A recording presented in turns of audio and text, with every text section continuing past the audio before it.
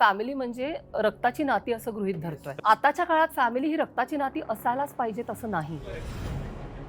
आपण कुटुंब सुरू करतो म्हणजे काय करतो तर लग्न करतो. तर लग्न करताना सुद्धाच्या ज्या मुलामुलींच्या चॉईसेस आहेत त्या over a period of time आता काही गेल्या काही वर्षात बदलल्यात. अपेक्षा अशी आहे की will I have safe space की जिथे मतभेदांनाही जागा असेल, माझा मतांचा आदर असेल, त्याची खिल्ली उडवली जाणार नाही आणि त्यावरून मला जज नाही केलं जाणार. त्या जेव्हा अग्रेसिव्हली मांडल्या जातात की हे मला मिळत असेल तरच मी पुढे जाईन, तेव्हा मग कशी आजकालची पिढी अति अपेक्षा घेऊन बसली असा एक आरोप होतो जो मला मान्य नाहीये. ओव्हर इन्व्हॉल्वमेंट इतकी झालेली आहे की कंटिन्युअस फोन असतात. जर ते मुलगा असेल तर त्या मुलावरती ते इतकं लादलं जातं की तू तुझ्या बायकोला सांग. त्याच्या मागं असंही रिझन असतं. ती जर स्त्री असेल तर तिच्या सासू सासऱ्यांनी तिला एवढा त्रास दिलेला असतो, तर तिला पण असं वाटतं की नाही आता मी पण हे सगळं केलं पाहिजे. तर आणि काही वेळेला त्याचा इतका मोठा ब्लास्ट होतं which leads to many a times to a divorce case. एखादा नवरा स्वयंपाक करतोय त्याच्यावरती त्याच्या आईला येणारा राग, किंवा एखादी मुलगी स्वयंपाक करत नाहीये त्याच्यावरती त्याच्या आईला येणारा राग, ह्याच्याबद्दल कशा पद्धतीने कॉन्व्हर्सेशन, कारण का हे रोल्स चेंज झालेत हे मान्यच होत नाही अजून पण. तुम्ही दोघं टीम आहात, हे टीमवर्क चाललं पाहिजे. जर हारलात तर दोघंही हारणार आहे, जिंकलात तर दोघंही जिंकणार. क्या बात. सो टीमवर्क तिथं महत्वाचं आहे, ना की समानता आहे का, पूरकता आहे का, मी स्त्री आहे म्हणून हे काम करणार, मी पुरुष आहे म्हणून हे काम करणार, पेक्षा माझी टीम जिंकतीये का. आजी आजोबांसाठीची स्पेस आत्ताची जे नवीन फॅमिली डायनामिक्स बदलत आहेत त्यात नेमकी कुठं आहे? काय होतंय की आजी आजोबा हे वेगळं का युनिट धरलं जात आहे, ते कुटुंबातलं का नाहीये. मग प्रत्येक वेळी काय करणार ना, ते घरी असताना मग कुकर लावावा लागतो, हा विचार काय येतोय? तो विचारच नाही पाहिजे. ते घरी आहे, ते घरी राहत आहेत, मी बाहेर जेवायला जाणार आहे, तर त्यांच्यासाठी काहीतरी सोय करणं, ते म्हातारे आहेत म्हणून ही माझी जबाबदारी नाही आहे.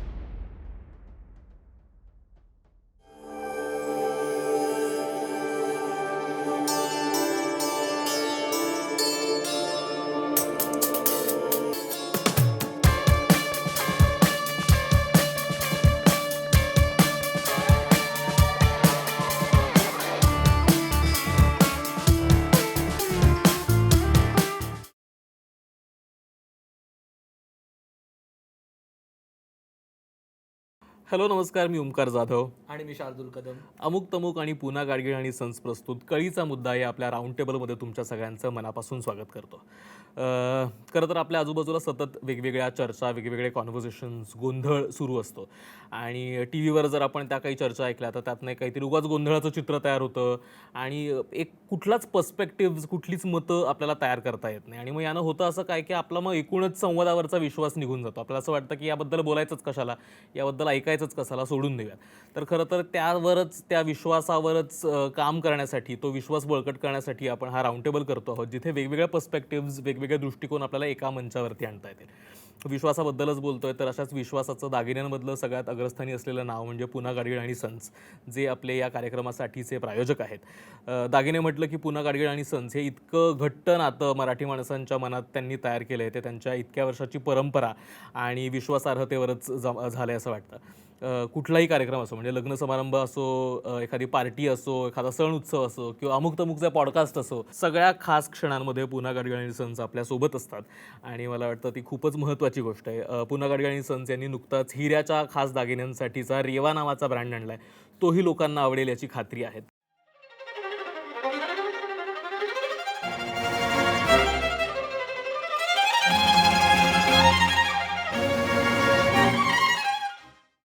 तर मला खरं तर सुरुवात करताना तुम्हाला सगळ्यांना हेच विचारायचं आहे, कारण आपण परत परत हे बोलतो की कुटुंब बदलत आहेत, फॅमिली डायनॅमिक्स बदलत आहेत, आपण सगळी नवीन पद्धतीकडे चाललोय, सगळ्या वेस्टर्न गोष्टी फॉलो करतोय, आपण कसं सगळे आता इंडिव्हिज्युअलिस्टिक अप्रोचने वावरायला लागलो आहोत.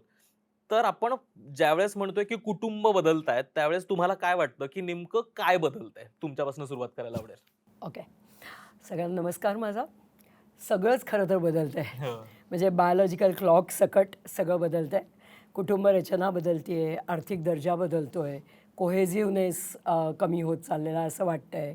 आपण सगळीच लोकं सुखलोलूप झालो आहे की काय असंही वाटतं आहे. घर बांधून ठेवण्यासाठी जे जे काही लागतं ते कुठेतरी हरवल्यासारखं वाटतं आहे आणि याचा इम्पॅक्ट हळूहळू दिसायला लागणारच आहे. पण 10-20 वर्षानंतर तो मनस्वास्थ्यावर दिसायला लागेल अशी एक कुठेतरी खंत पण वाटते. जी बहुतेक आत्ता दिसायला पण लागले, म्हणजे आपण त्या पद्धतीच्या केसेसही आपल्या आजूबाजूला बघतोय. घोरपडे मॅडम. नाही आता लॉसशी निगडीत जर म्हणाला तर बऱ्याच काही गोष्टी बदलल्यात. त्या 2 जनरेशन गॅप आहेत. तर आत्ता 25 वर्ष आणि 30 वर्षापूर्वीची जी लोक आहेत आणि आताची, ग्रामीण भागातलं सुद्धा कल्चर बदललंय, सिटीमध्ये पण बदललंय. बरोबर. सिटीमध्ये जे डिवोर्सेसची कारणं आहेत, पूर्वी सासू सवनेचं भांडण, नवरा दारू पिऊन येतो, ह्या बाकीच्या गोष्टी होत्या. पण आताची जी भांडण आहेत, कारण आता विमेन आर वर्किंग, त्यामुळे आताचे जे रिझन्स हे बेसिकली काय यायला लागलेले आहेत, अडल्ट्री, त्याच्यानंतर फायनान्स, सायकियाट्रिक प्रॉब्लेम. हे आता पूर्वीची जे वाद होते ते तसे नाही राहिलेले, आता हे स्वरूप बदलायला लागलेलं आहे. त्याचा खूप मोठा इम्पॅक्ट आता फॅमिली कोर्टमधल्या डिवोर्स केसेस ज्या येतात त्याच्यावर आणि सोसायटीवरती बराच पडलेला आहे. सागर सर, कपल्समध्ये पण काही फरक जाणवतोय का तुम्हाला? बदल तर सगळे होत आहेत, नाही त्याच्यात कोणीच डिनाय करू शकत नाही की कुटुंब व्यवस्थेमध्ये बदल होत आहेत. फक्त हे बदल का होत आहेत हे लक्षात घेऊ आणि त्याचा आपल्या समाजावर इम्पॅक्ट का जास्त होतोय समजूयात. की आता तू म्हणला वेस्टर्न वर्ल्डमध्ये हे बदल झाले का? हो झाले, पण ते व्हिक्टोरियन इरापासून जेव्हा चालू झाले ते अजून चालू आहेत. म्हणजे त्यांना 200, 300, 400 वर्ष लागले हे बदल सहन करायला, कपॅसिटी द्यायला त्या समाजाला. बरोबर. आपल्याकडे हे बदल गेले 50-60 वर्षात झालेत. 50-60 पण खूप जास्त म्हणेन, Exactly. खूप जास्त म्हणेन. म्हणजे आपल्या समाजाला त्या बदलांना ऍडजस्ट व्हायला खूप कमी काळ मिळालाय रे. त्यामुळे आपल्याकडे कॉन्फ्लिक्ट झालेत. आणि मग हे जोडपी जे ऍडजस्ट करतायत ना, ह्यांना कळतच नाही. म्हणजे 10 वर्षापूर्वीचं जोडपं आणि आत्ताचं जोडपं ह्याच्यामध्ये त्यांना एकमेकांना समजत नाहीये की अरे मागच्या जनरेशनमध्ये असं होतं आणि ह्या जनरेशन असं आहे. हे पिढीतला जो अंतर आहे ना, हा खूप मोठा आहे आणि त्यामुळे जोडप्यांमध्ये अडचणी आता खूप जास्त यायला लागल्यात असं मला वाटतं. माझ्या कामाच्या रेफरन्सनी बोलायचं झालं तर मला सगळ्यात मोठा बदल जो दिसतो तो आयसोलेशनचा आहे. एकाच घरात राहणारी आजी आजोबा असतील, समजा आई वडील असतील, मुलं असतील, किंवा आजी आजोबा नसतील, आई वडील आणि मुलं असतील, तरी जो तो स्वतःच्या डिव्हाइसमध्ये अडकलेला आहे आणि त्याच्यामुळे एक प्रकारचं कुटुंबातच आयसोलेशन खूप दिसतं. म्हणजे कनेक्शन्स, एकमेकांशी बोलणं असेल, गोष्टी शेअर करणं असेल, हे जे खूप नॅचरली होत होतं आपल्याकडे, त्याच्यामध्येच खूप मला अडथळे दिसतात आणि हा बदल खूप लॉंग टर्म इफेक्ट्स घेऊन येणारा बदल आहे. अर्थातच कुटुंब व्यवस्था बदलली आहे का याचं उत्तर सरळसोट हो असंच आहे. सगळ्यांनाच ते मान्य आहे. मला असं वाटतं की त्याचं एक खूप महत्त्वाचं कारण असं आहे की पूर्वीच्या काळी मी कुटुंबाचा भाग असणं ही माझी एक्झिस्टन्सची गरज होती, जी गरज आता नाहीये. जे लग्नाच्या बाबतीत पण आहे की मला एक्झिस्ट करायचं असेल, मला जिवंत राहायचं असेल, मला सुखाने जगायचं असेल, तर मला लग्न करणं, माझं कुटुंब असणं, माझ्या कुटुंबाचा मला सपोर्ट असणं, या गोष्टी आवश्यक होत्या. त्या असतील तरच मला पुढे जाता येईल, इतकं ते 99.99% लोकांच्या बाबतीत गरजेची गोष्ट होती, जी गोष्ट आता नाहीये. त्यामुळे कुटुंब आणि लग्न ही गोष्ट आता कंपल्सरी, मॅन्डेटरी असण्यापेक्षा तो चॉईसचा भाग बनलेली आहे. आणि जिथे चॉईस येतो तिथे मत येतं. त्यामुळे तिथे मत आलं, तिथे मग मला कसं हवंय, मला असं हवंय, हा माझा चॉईस तेव्हाच असेल जर मला असं असं मिळालं तर. त्यामुळे तो अप्रोच आपोआपच कुटुंब व्यवस्थेकडे, लग्नाकडे बघताना सगळ्यांमध्येच यायला लागतो. आणि मत आलं की मतांतर येणारच अर्थातच, व्यक्ती तितक्या प्रकृती. मला लिटरली याचबद्दल थोडंसं एक्सटेंड करायचं की आपण जेव्हा म्हणतोय की फॅमिली डायनॅमिक्स बदललेत, कपलचे रोल बदललेत, म्हणजे पूर्वी कुटुंबाभोवती सगळं आयुष्य होतं, आता आयुष्याचा भाग एक कुटुंब झालेलं आहे. तर त्यावेळेला जेव्हा दोघंही काम करतायत, आपण एखाद्या गेटेड कम्युनिटीमध्ये राहतोय, आपण मे बी आपल्या मूळ गावापासून जर बघितलं तर बरेच जण मूळ गावापासून लांब जात आहेत त्यांच्या कामासाठी, शिक्षणासाठी, आणि त्यामुळं वेगळ्या पद्धतीने का होईना पण हे विकेंद्रीकरण झालेलं आहे. म्हणजे आपण न्यूक्लिअर फॅमिलीज नाही, पण वेगवेगळ्या पद्धतीचं विकेंद्रीकरण झालेलं आहे. त्याच्यामुळे आणि सायमल्टेनियसली हे होत असताना आपल्याकडे इतके डिजिटल डिव्हायसेस आलेत ज्याच्यामुळे आपलं कम्युनिकेशनची फ्रिक्वेन्सी पण तेवढी वाढलेली आहे, जी एक मे बी 10-15 वर्षापूर्वी एवढी नव्हती. तर ह्या 2 गोष्टींमुळं झालेलं विकेंद्रीकरण आणि कम्युनिकेशनची वाढलेली फ्रिक्वेन्सी, ह्यांनी काय फरक जाणवतायत, तुम्हाला दिसतायत फॅमिली डायनॅमिक्समध्ये, जेव्हा 3-3 तुकडे झालेले आहेत आपल्याकडे? खरं हे म्हणतोस ते, त्याच्या आधी फक्त मला तन्मयच्या मुद्द्यावर एक असं बोलावं असं वाटलं की गरज खरंच संपली आहे का तो भास आहे. मला हा खरंच एक प्रश्न पडतो कायम, ही खरंच गरज संपली आहे कारण परत परत आपण कुटुंबाकडेच येतो आहे ना, आणि यायला पाहिजे ना, कारण आपला इतका वर्षाचा तो वारसा आहे, तर तो आपण यायला पाहिजे. तर इतकं आपण गरज संपली आहे म्हणावं का, हा माझा प्रश्न आहे. आणि आता तू जे म्हणतोयस ते बरोबरच आहे की अति कम्युनिकेशन ह्या डिजिटल मीडियामुळे वाढल्यामुळे जेव्हा मी माणसांना भेटते तेव्हा बोलण्यासारखं काही उरतच नाही, आणि मग ते नाही उरलं तर मग तो बॉन्ड तयार नाही होत, बरेचदा असं लक्षात येतं. आणि आपली कौटुंबिक रचना, हा जो वारसा आपल्याला कुटुंबाने दिला आहे तो एकत्र राहण्यासाठीचा दिलेला आहे. म्हणजे माझ्यामध्ये ते भिनलं आहे ॲक्च्युली, वर्षानुवर्ष एकत्र राहण्याचा वारसा मला मिळालेला आहे. आणि मग आता सक्तीने जर का मला वेगळं राहावं लागतं आहे, कारण जसं तू म्हणतोस की गावाकडनं मी इकडे आलो आहे तर मला वेगळं राहावं लागतं आहे, तर तिथे ते समस्या येणारच आहेत, नक्कीच येणार आहेत.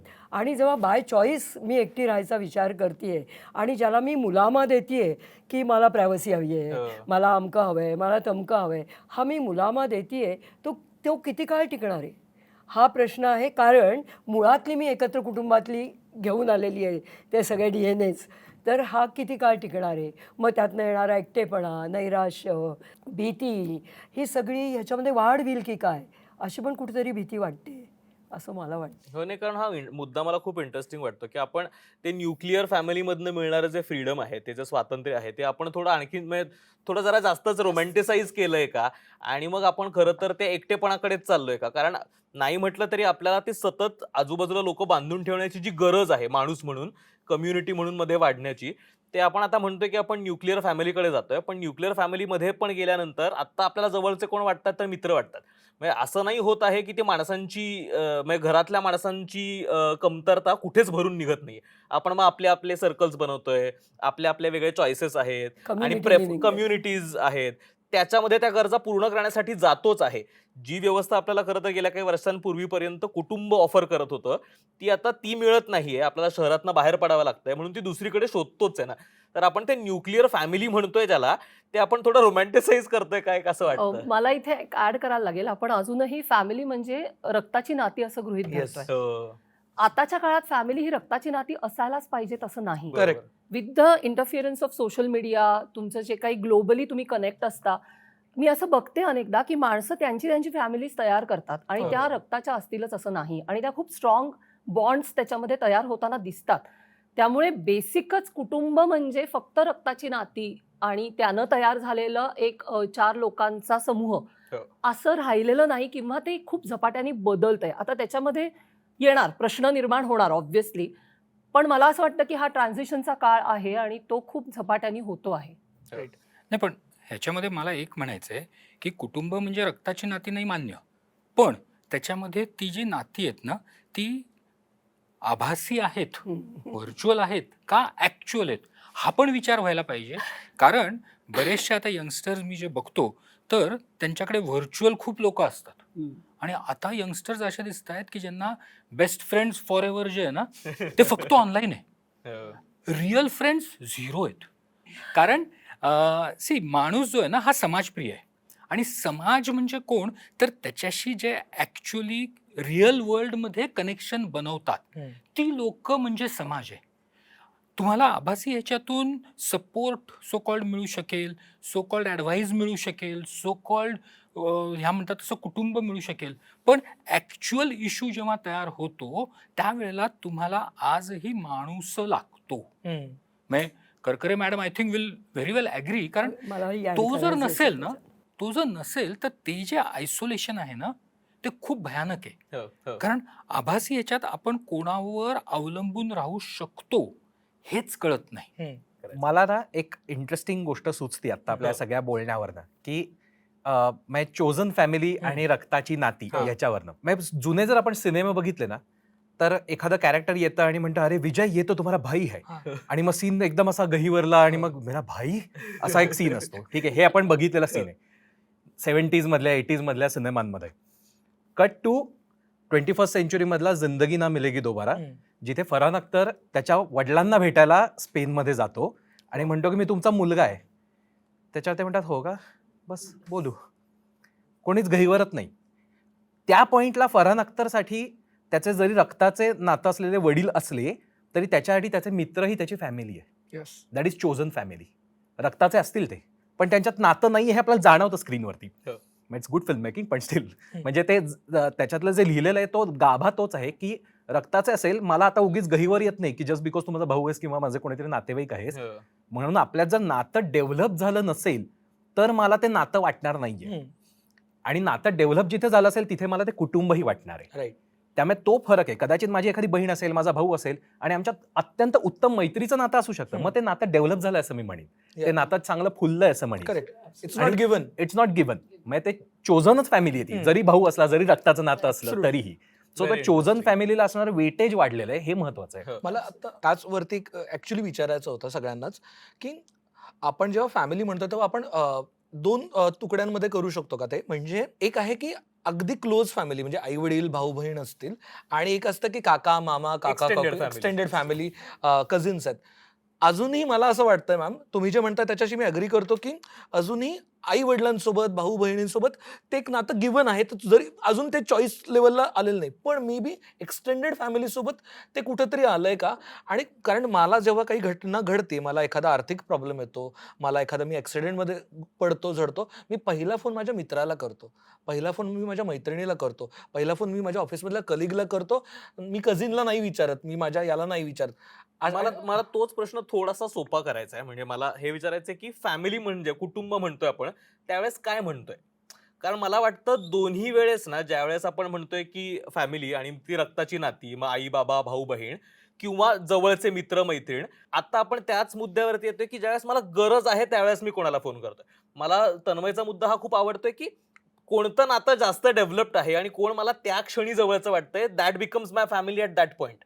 तर फॅमिली म्हणतो आपण ज्यावेळेस, कुटुंब म्हणतो त्यावेळेस काय म्हणतोय असं जर समजलं आपल्याला, तर कदाचित नेमकं काय पिक अँड चूज करायचं हे थोडं सोपं होऊन जाईल. त्यात सॉरी मी अजून ऍड करतोय, पण एक्झॅक्टली जेव्हा फॅमिली म्हणतोय तेव्हा व्हॉट आर द एक्सपेक्टेशन्स, म्हणजे एकमेकाकडनं एक्सपेक्टेड काय आहे? सी, सगळ्यात पहिलं ना, की आपण जे आता न्यूक्लिअर फॅमिली म्हणतोय, जॉईंट फॅमिली म्हणतोय, ही कन्सेप्ट डेव्हलप करायला लागते.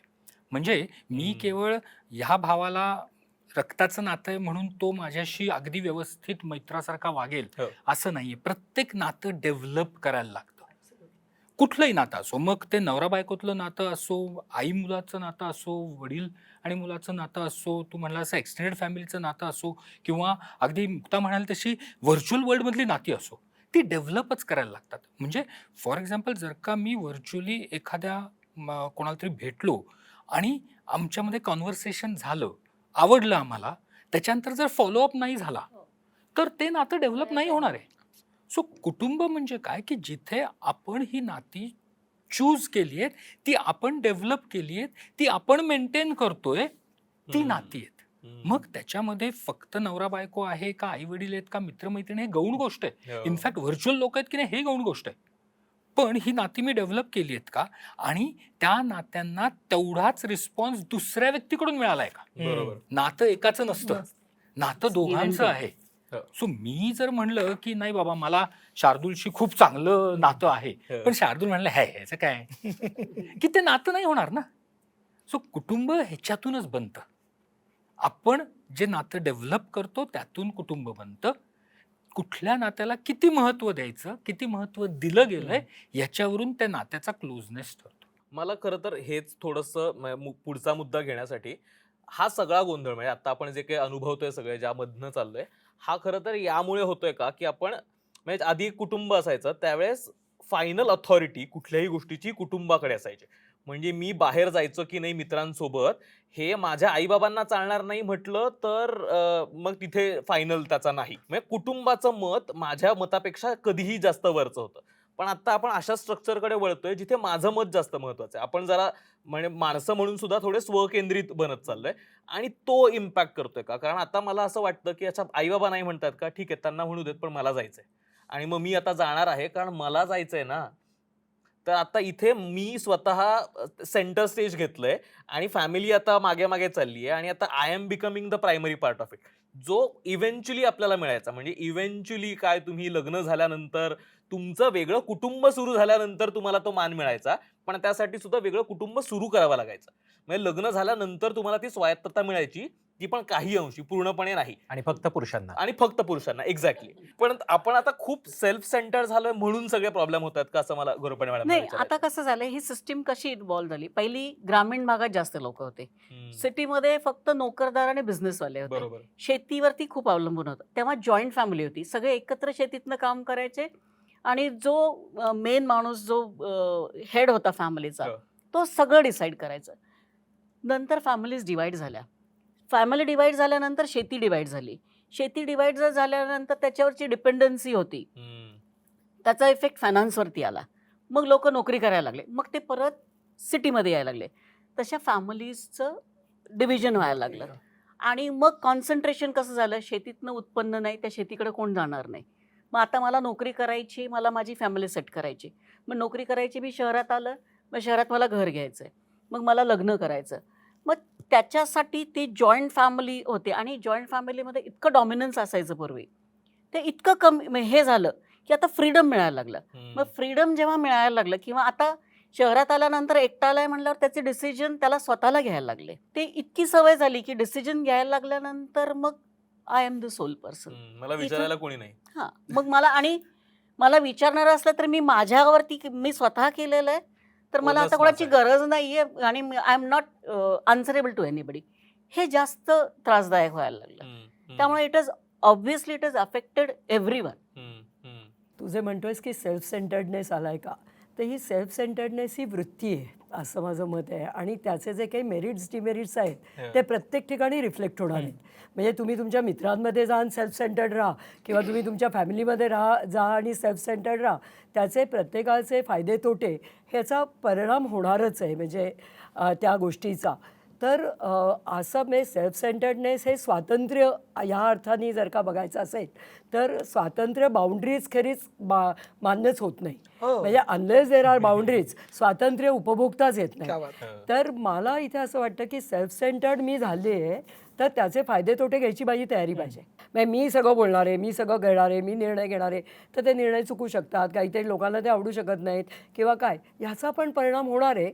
याची पण एक जाणीव आपल्याला ठेवायला लागेल त्यावेळी, असं मला वाटतं. नाही, म्हणजे सेल्फ सेंटर्ड होणं हे वाईट अर्थीच घ्यायला पाहिजे असं नाही. अगदीच. पण जेव्हा आपण व्यक्ती स्वातंत्र्याचा विचार करतो त्यावेळेला त्याच्याबरोबर जबाबदारी येते. ॲब्सोल्युटली. आणि जबाबदारी जर घ्यायची तयारी नसेल तर मग ते स्वकेंद्रित होणं हे अतिशय वाईट आहे. म्हणजे अगदी साधं उदाहरण देतो, म्हणजे आता मी सेक्शुअल काउन्सिलिंग करतो म्हणून त्याचंच देतो, की मुलं मुली लग्ना अगोदर शारीरिक संबंध ठेवतात. प्रॉब्लेम कधी येतो, जेव्हा त्या मुलीला दिवस जातात आणि मग पॅनिक होतं. मग ते येतात, अरे आमच्याकडून काय करू, आता काय करू. तर ह्याला तुम्ही स्वातंत्र्य तर घेतलं, ते तर उपभोगलं, ते तर पाहिजे तुम्हाला, पण त्याची जबाबदारी नकोय. तर हे चूक आहे. म्हणजे व्यक्ती केंद्रित होणं चांगलं का वाईट पेक्षा त्याच्याबरोबर येणारी जबाबदारी हाताळता येते का तुम्हाला, ती जर घ्यायची जबाबदारी तयारी असेल तर मग व्हा ना तुम्ही. पण नसेल तर मग जी काय पूर्वापार पद्धत चालू आहे की हा एक हेड ऑफ फॅमिली आहे, तो म्हणेल त्याला हो म्हणणे, दॅट इज एक्सेप्टेबल. कारण तुम्ही जबाबदारी त्यांच्याकडे ढकलताय ना. ही जबाबदारी घेणारी आत्ताची बरीचशी जनरेशन जी आहे, हे लग्नाचे ज्या यंगस्टर्सचे डिवोर्सचे रिझन आहेत ते हेच आहेत. पहिले अगदी कॉर्टशिप त्यांची 3-4 वर्षाची असते, लग्न करतात आणि रिस्पॉन्सिबिलिटीज जेव्हा ॲक्च्युअलमध्ये एकत्र राहतात आणि रिस्पॉन्सिबिलिटीज घ्यायला चालू होतात, तेव्हा मग एक पार्टी कुठली तरी रिस्पॉन्सिबिलिटी अजिबात घेत नाही आणि मग त्याच्यातून वाद होतात आणि त्याच्यातनं it leads to family court.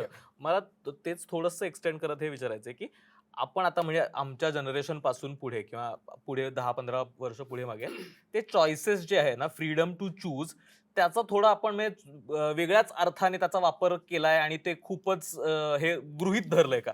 कारण ज्यावेळेस आपण म्हणतो की माझ्या घराच्या बाहेरचं कुटुंब आहे, त्यावेळेस I have this choice of choosing person. हा, माझ्याकडे तू निवड करण्याची माझ्याकडे स्वायत्तता आहे आणि मला ज्यावेळेस वाटतं की मला या नात्यातनं काही नाही मिळत त्यावेळेस बाहेर पडण्याची पण स्वायत्तता आहे, जे नॉट नेसेसरीली कुटुंबात मिळतं ना. म्हणजे माझं भावासोबत भांडण झालं तर उद्यापासून तू माझा भाऊ नाही असं नाही म्हणू शकत ना त्याला. म्हणलं तर काही फरक पडत काही फरक पडत नाही, तो माझ्यासाठी मरेपर्यंत आणि काही पिढ्यानपिढ्या तो भाऊच राहणार आहे. तर ते नातं काही बदलत नाहीये. आणि ज्यावेळेस आपण काय माझं मित्रासोबत खूप, आणि आपल्याला सगळ्यांनाच असे बरेच मित्र असतात की असं एखाद काहीतरी किरकोळ भांडण होतं आणि आपण कित्येक वर्ष बोलत नाही, आणि नंतर कधीतरी कनेक्ट केल्यानंतर जाणवतं अरे नाही यार काहीतरी चूक होती. पण फॅमिलीच्या बाबतीत त्याचं ते तोडणं इतकं शक्य होत नाही.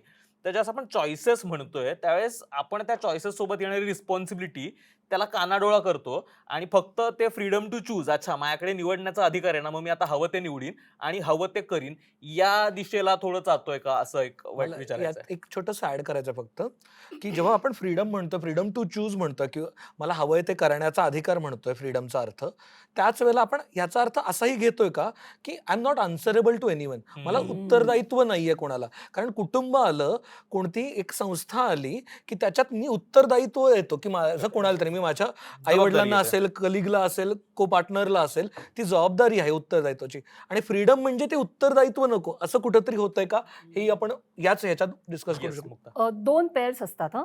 एक असते स्वातंत्र्य आणि जबाबदारी, हम्म, आणि दुसरं असतं निर्णय आणि परिणाम. हम्म, ही जोडीनी होणारी गोष्ट आहे. असं हा. होत नाही की निर्णय आज घेतलाय आणि परिणाम 15 दिवसांनी झालाय. जेव्हा तुम्ही निर्णय घेता त्या क्षणी त्याचा परिणाम ठरलेला आहे. तसंच बरोबर. स्वातंत्र्याचं असतं. आता आपल्या कुटुंब रचनेचा प्रॉब्लेम काय आहे की आपण जबाबदारी घेण्याची प्रक्रिया किती लहान वयात सुरू करतो, आपल्या घरात होत नाही. वा, हम्म. खरं. जबाबदारी हे ट्रेनिंग आहे की हो. तुम्हाला ते लहानपणापासून तू तुझं दप्तर तुझं तू आवरून ठेव, तुझे बूट तुझे तू उचलून ठेव, ही पण जबाबदारी आहे. इतक्या लहान वयापासून जबाबदारीचं ट्रेनिंगच नाही आपल्याकडे. मग जेव्हा मी ॲडल्ट होते आणि मला असं वाटतं की आता मला स्वातंत्र्य हवंय, तेव्हा माझ्याकडे जबाबदारीचं केंद्रच नाहीये मेंदूत. सो मग हा कॉन्फ्लिक्ट होणार ना. हो. म्हणजे तुम्ही लहानपणापासून जबाबदारी आणि परिणाम ह्याचं ट्रेनिंग आपण मुलांना देतोय का, हे पण ह्या सगळ्या प्रोसेसमध्ये बघणं आता गरजेचं आहे. एक छोटं उदाहरण देते. आपल्याला सगळ्यांना माहिती आहे कॅरेक्टर AI. हम्म. आत्ता काय होतंय, कॅरेक्टर AI जेनझीज आणि जेन अल्फा ज्या पद्धतीने वापरतायत ते खूप स्केरी आहे. आपण थोडं एक्सप्लेन करू शकलो हो. What is character. Character AI हे एक ॲप आहे, म्हणजे प्लॅटफॉर्म आहे जिथे तुम्ही एक कॅरेक्टर तयार करू शकता आणि त्या कॅरेक्टर बरोबर तुम्ही गप्पा मारू शकता. इट्स अ बॉट, म्हणजे AI बॉट आहे तो, आणि तुम्ही त्याला ट्रेन करू शकता तुम्हाला पाहिजे त्या पर्सनॅलिटीच्या अनुरूप. आता मुलं काय करतात, मुलं गर्लफ्रेंड बनवतात, बॉयफ्रेंड बनवतात त्या कॅरेक्टरला, हम्म. किंवा मेंटॉर बनवतात, किंवा एखादा बुली बनवतात, काही बनवतात जे त्यांना त्यांचा ज्या वेळेला त्यांना ते काय जे काही त्यांच्या डोक्यात असेल त्या पद्धतीने, आणि त्याच्याशी ते गप्पा मारतात. आता ह्या प्रोसेसमध्ये मुलांना हे आपण शिकवतो का की बाबा रे तू एका AI बॉटशी बोलतो आहेस, माणसाशी नाही, ह्याचे काय परिणाम होऊ शकतात. आत्ता कारण परिणामांचं ट्रेनिंगच नाही आहे, निर्णयाचं ट्रेनिंग आहे, स्वातंत्र्याचं ट्रेनिंग आहे की मी AI बॉट वापरू शकतो, पण जबाबदारीचं ट्रेनिंगच नाही आहे. त्यामुळे हॉरिबल कंडिशन्स तयार होत आहेत की बरं AI बॉट तुम्ही जसं शिकवाल हम्म. तसा तो ट्रेन होतो. हो. सो तुम्ही निगेटिव्हिटी शिकवलीत तर तो निगेटिव्हली ट्रेन होणार आहे. तुम्ही, आणि त्याच्यात ऑप्शन्स असतात की तुम्हाला फ्लर्ट करायचं आहे का, तुम्हाला पॉझिटिव्ह गप्पा मारायच्या आहेत का, तुम्हाला अजून काही वेगळ्या पद्धतीच्या गप्पा मारायच्या आहेत का, तुम्हाला सल्ला हवाय का, असे ऑप्शन्स असतात. सो हे स्केरी आहे ना. आणि ह्याच्यावरची जर डिपेंडन्सी उद्या मुलांची वाढली तर आपण कुटुंब रचनेत काय त्याचं म्हणजे एका मुलाने आत्महत्या केली का, कारण त्याला चॅटबॉटनी सांगितलं की तू नालायक आहेस आणि तू आता आत्महत्या कर, आणि त्याने ऍक्च्युली सुसाईड केलं. सो हे स्केरी आहे. त्यामुळे हे ट्रेनिंग खूप गरजेचं आहे की तुम्हाला स्वातंत्र्य हवंय म्हणजे काय हवंय, त्याची जबाबदारीचं ट्रेनिंग तुम्ही देताय का, आणि परिणाम आणि निर्णय ह्यांचं ट्रेनिंग तुम्ही देताय का. हम्म, हम्म. मला तन्मय तुझ्याकडे पण येताना हेच विचारायचं आहे, कारण आता आपण कुटुंब सुरू करतो म्हणजे काय करतो, तर लग्न करतो. तर लग्न करताना सुद्धाच्या ज्या मुला मुलींच्या चॉईसेस आहेत त्या over a period of time आता काही गेल्या काही वर्षात बदलल्यात का, आणि त्या काय पद्धतीनं इव्हॉल्व्ह होतात. कारण ज्यावेळेस आपण म्हणतोय कुटुंब इव्हॉल्व्ह होतंय, अर्थात त्याचा अर्थ लग्न इव्हॉल्व्ह होतात. तर म्हणजे आता अनुरूप सोबत काम करत असल्यामुळे तू तसे काही ऑब्झर्वेशन तुझ्याकडे आहेत का की हे बदलते, हे डेफिनेटली बदलते आणि याचा आधी अजिबात विचार होत नव्हता.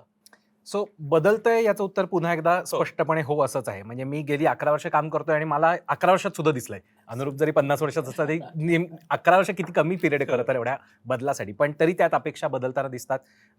कोणत्या अपेक्षेला प्रॉमिनन्स मिळतोय ते बदलताना दिसतं. हा.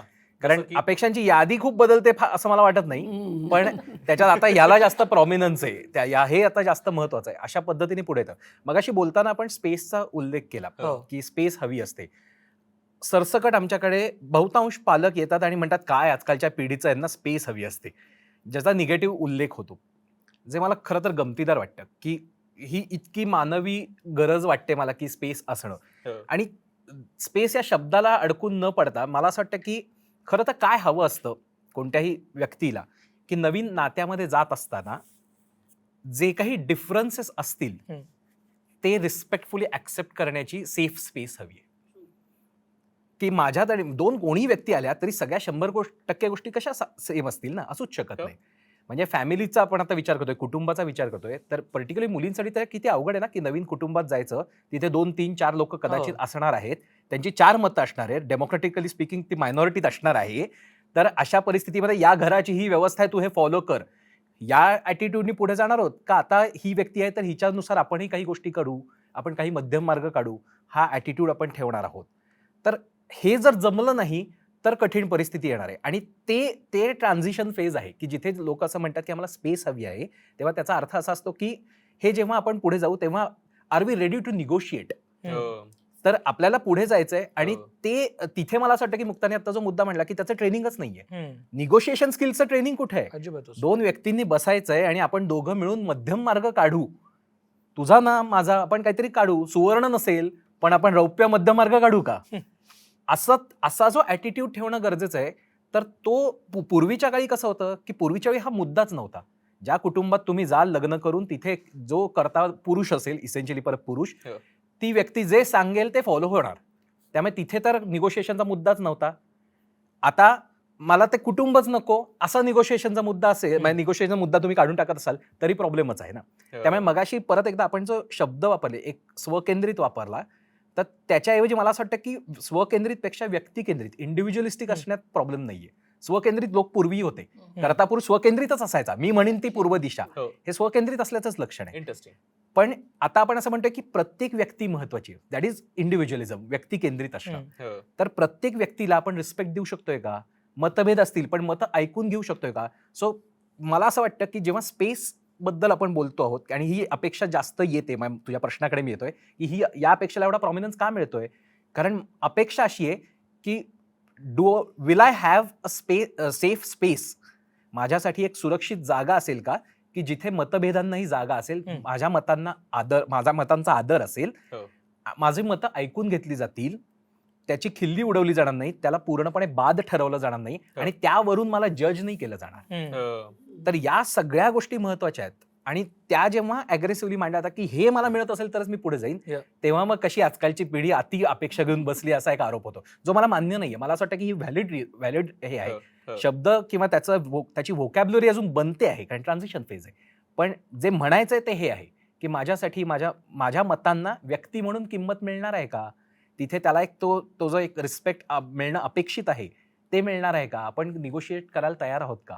आणि कुटुंब म्हणून फक्त 2 व्यक्तींमधलं निगोशिएशन नाहीये, त्याच्यात दोन्ही बाजूचे आई वडील असणार आहे, दोन्ही बाजूचे इतर नातेवाईक असणार आहेत, दोन्ही बाजूचे मित्र असणार आहेत, कारण त्या सगळ्यांचा इन्फ्लुएन्स आपल्यावरती असणार आहे. त्यामुळे या सगळ्यातनं आपण मार्ग काढायला तयार आहोत का, हा प्रश्न आहे. मला सागर सर तुम्हाला हाच मुद्दा एक्सटेंड करत विचारायचा आहे की आता ज्यावेळेस आपण म्हणतोय की कपल्स ना त्यांचे इंडिव्हिज्युअल चॉईसेस, त्यांची मतं त्याला प्राधान्य देत आहेत, याला सगळ्याला त्यांचे आई बाबा, त्यांचं कुटुंब पण अकोमोडेट करतंय का आणि त्याच्यामुळे ताण येतात का? कारण आता तुम्ही इतक्या कपल सोबत काम करता, तर त्यांचे आई बाबा, त्यांचे सासू सासरे त्यांना समजून घेत नाहीयेत किंवा त्यांना कदाचित आता हे एका पॉइंटला येतील आणि दोघं एकमेकांना स्पेस करून देतील, कारण दोघांची ती गरज आहे, म्हणजे दोघांच्या डिमांडपेक्षा दोघांची ती गरज आहे आणि ते आज नाही तर उद्या एकमेकांना ती जागा करून देतील, कारण दोघांनाही त्या पद्धतीनं राहावं लागणार आहे, कारण दोघेही बाहेर पडतायत, कामं करतायत, दोघांचे आपापले सर्कल्स आहेत आणि दोघांना एकाच वेळेस त्या सर्कल्समध्ये राहायचंही आहे. असं आता कोणीच नाही होत की लग्न झालं आणि मग तिचं काय सर्कल पूर्ण मोडलं, तिलाही राहायचंय तिच्या मित्रमैत्रिणींच्या कनेक्टमध्ये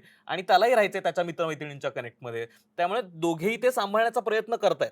पण कुटुंब म्हणून त्यांचे आईबाबा ज्यावेळेस येतात त्यावेळेस त्या सगळ्याचा ताण त्या मुलांवर येतो का आणि आईबाबा पण ते अकोमोडेट करून घेण्याचा प्रयत्न करतात का? खूप इंटरेस्टिंग गोष्ट आहे, कारण सध्या सगळ्यात हॉट टॉपिक हाच आहे. जसं आपण आता म्हणलं व्यक्तिकेंद्रित, तसं नवीन जे लग्न करणारी मुलं मुली आहेत ते स्वकेंद्रित असतात, म्हणजे त्यांच्या नात्याकडे कॉन्सन्ट्रेट जास्त करतात. आणि मग जेव्हा त्यांचे आई वडील येतात त्याला एक्सटेंडेड फॅमिली म्हणलं जातं आणि मग ती एक्सटेंडेड फॅमिली त्यांचे एक्सपिरियन्स यांच्यावर एक तर लादायचा प्रयत्न करतात, हे एक होतं. नाही तर मग ते त्यांचं त्यांचं जुळवून घेतील असं गृहीत धरून ठेवतात. म्हणजे एकतर पूर्णपणे वेगळे होतात, नाहीतर अति इन्व्हॉल्व्ह होतात. आणि इथे अडचण येते. दोन्ही गोष्टी वाईट आहेत. सो त्यांनी कितपत इन्व्हॉल्वमेंट ठेवायची आणि कितपत वेगळं राहायचं हे पण त्यांना आईवडिलांनी ठरवायचं किंवा आईवडिलांनी विचारात घ्यायची गोष्ट आहे. ही मुलं मुली मोठी आहेत. आता पूर्वी लग्न जी होती ती लहान वयात होत होती. आता लग्नांचं वयच 30 व्हायला लागलेलं आहे. सो ते मुलांना ऑलरेडी त्यांचे अनुभव आहेत. ऑलरेडी त्यांना त्यांचं आयुष्य कसं जगायचं हे माहिती आहे. त्यांनी काही टक्के टोणपे खाल्लेले आहेत. सो त्यांच्या अनुभवाने ते त्यांचं आयुष्य जगतायत. एकमेकांना स्पेस देतायत, नाही देतायत, निगोशिएट करतायत, भांडतायत, काय जे काय करतायत ते.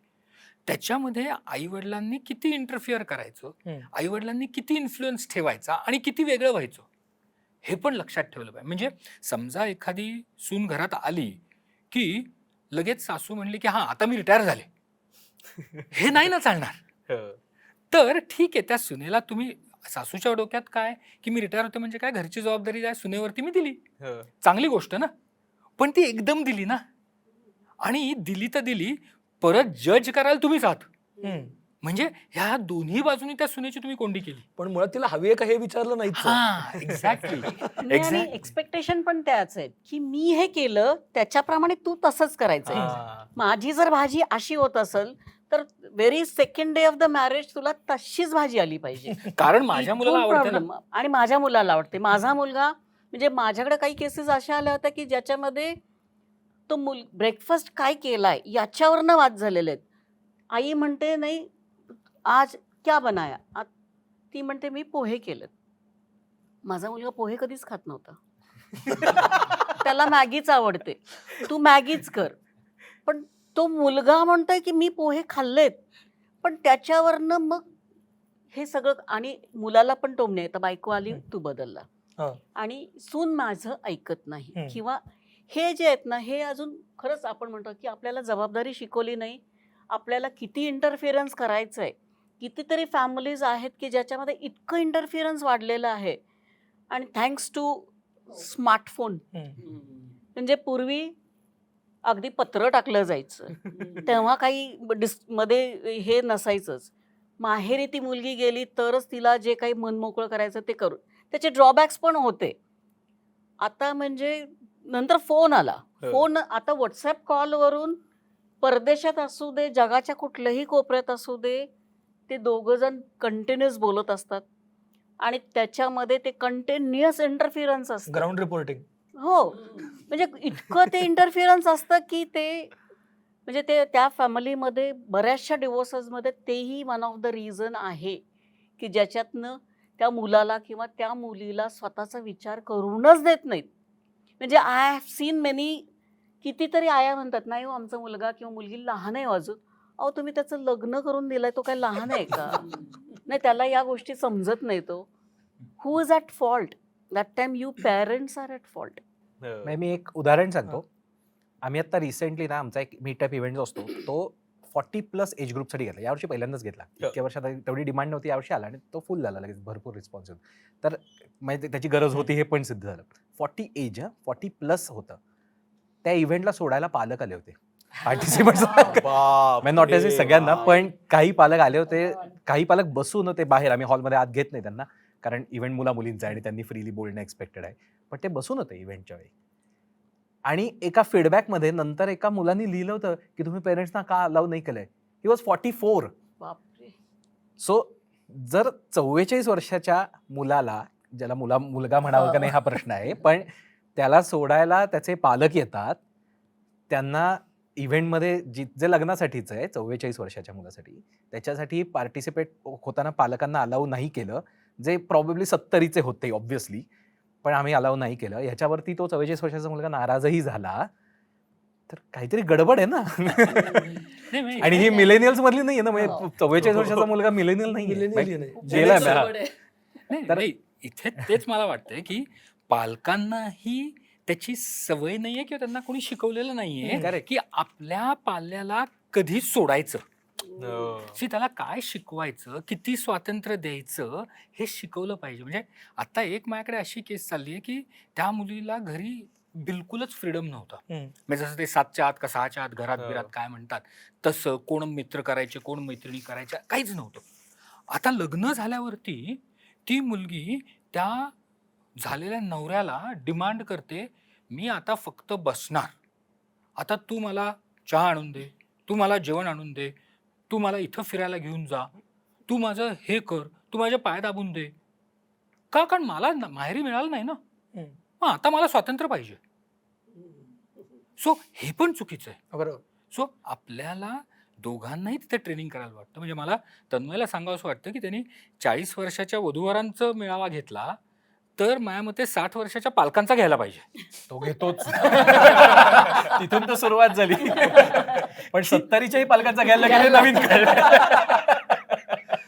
मला इथे एक फक्त छोटंसं ऍड करायला आवडेल की पालक म्हणून आपला पालकत्वाचा उद्देश काय असतो ह्याचा विचार होणं खूप गरजेचं आहे. आणि मला फ्रँकली आता ह्या तरुण मुलामुलींबरोबर काम करताना हे प्रकर्षाने जाणवतं की पालकत्वाचा आपला अंतिम उद्देश हा माझं मूल इंडिपेंडंट होऊन त्यानं माझ्यावरती कुठल्याही संदर्भात अवलंबून राहता कामा नये हे असलं पाहिजे. बरोबर. पण त्या दृष्टीने होत नाही. म्हणजे आई वडील म्हणून आपण आहोतच, पण क्षणाक्षणाला पदोपदी ते मूल आपल्यावरती डिपेंडंट असलं नाही पाहिजे. पण समहाऊ आपल्या स्ट्रक्चरमध्ये हा विचारच नाही होत. म्हणजे पालक अतिशय असुरक्षित होतात ह्या नुसत्या कल्पनेनी सुद्धा. बरोबर. जे आम्ही सायबर पेरेंटिंगच्या वर्कशॉप्समध्ये बघतो की जेव्हा असं सांगितलं की पालक अस्वस्थ होतात की असं कसं, म्हणजे माझं मूल माझ्यावर डिपेंडंट नाही ही भावनाच त्यांना ऍक्सेप्ट होत नाही. मला याच्यावरतीच ऍक्च्युली सगळ्यांनाच हा प्रश्न विचारायचा आहे की हे जे आहे ना की पालकांचं की आम्ही तुझ्यापेक्षा जास्त 4 उन्हाळे पावसाळे बघितलेत. अरे पण पूर्वीच्या उन्हाळ्यात सायबर अटॅक नव्हते होत हो. ना, पूर्वीच्या उन्हाळ्यात स्विगी झोमॅटो झेप्टो घरी आणून देत नव्हतं ना, तर गोष्टी बदलल्यात ना आजूबाजूच्या. तर ह्याबद्दल कधी मान्य होणार किंवा काय पद्धतीचं मान्य नाहीये हे तर कळतंय आपल्याला, म्हणून तर आपण इथे बसलोय सगळे, हे कॉन्व्हर्सेशन होतंय. पण याच्याबद्दल काय पद्धतीने घरामध्ये चर्चा व्हायला पाहिजे की बाबा गोष्टी बदलल्यात, तुमच्या काळातल्या गोष्टी वेगळ्या आहेत, आमच्या काळातल्या गोष्टी वेगळ्या आहेत, आम्हाला आमच्या काळाबद्दलचे डिसिजन घेऊ देत, आपण लेट्स कोला मे बी तुमचा एक्सपिरियन्स द्या आम्हाला, आपण ते डिस्कस करू. कारण हे कॉन्व्हर्सेशन कसं करायचं हेच कळत नाहीये मुळात.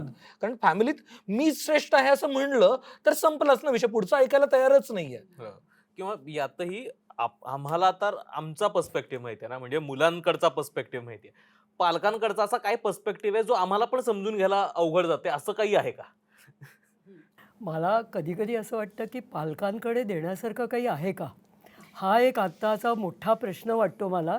कारण इतकं मोठं अंतर झालं आहे आता, आणि ही लोक इतकी टेक्नॉलॉजिकली सॅव्ही आहेत आणि त्यांना गुगलवरनं सगळ्या माहित्या मिळत आहेत. तर हा एक प्रश्न आहे की माझ्याकडे काही द्यायला आहे का मुलांना, आणि समजा द्यायला असेल माझ्याकडे 4 गोष्टी, तर मुलांची ऐकायची तयारी आहे का. तर हे दोन्ही प्रश्न खूप महत्त्वाचे वाटतात.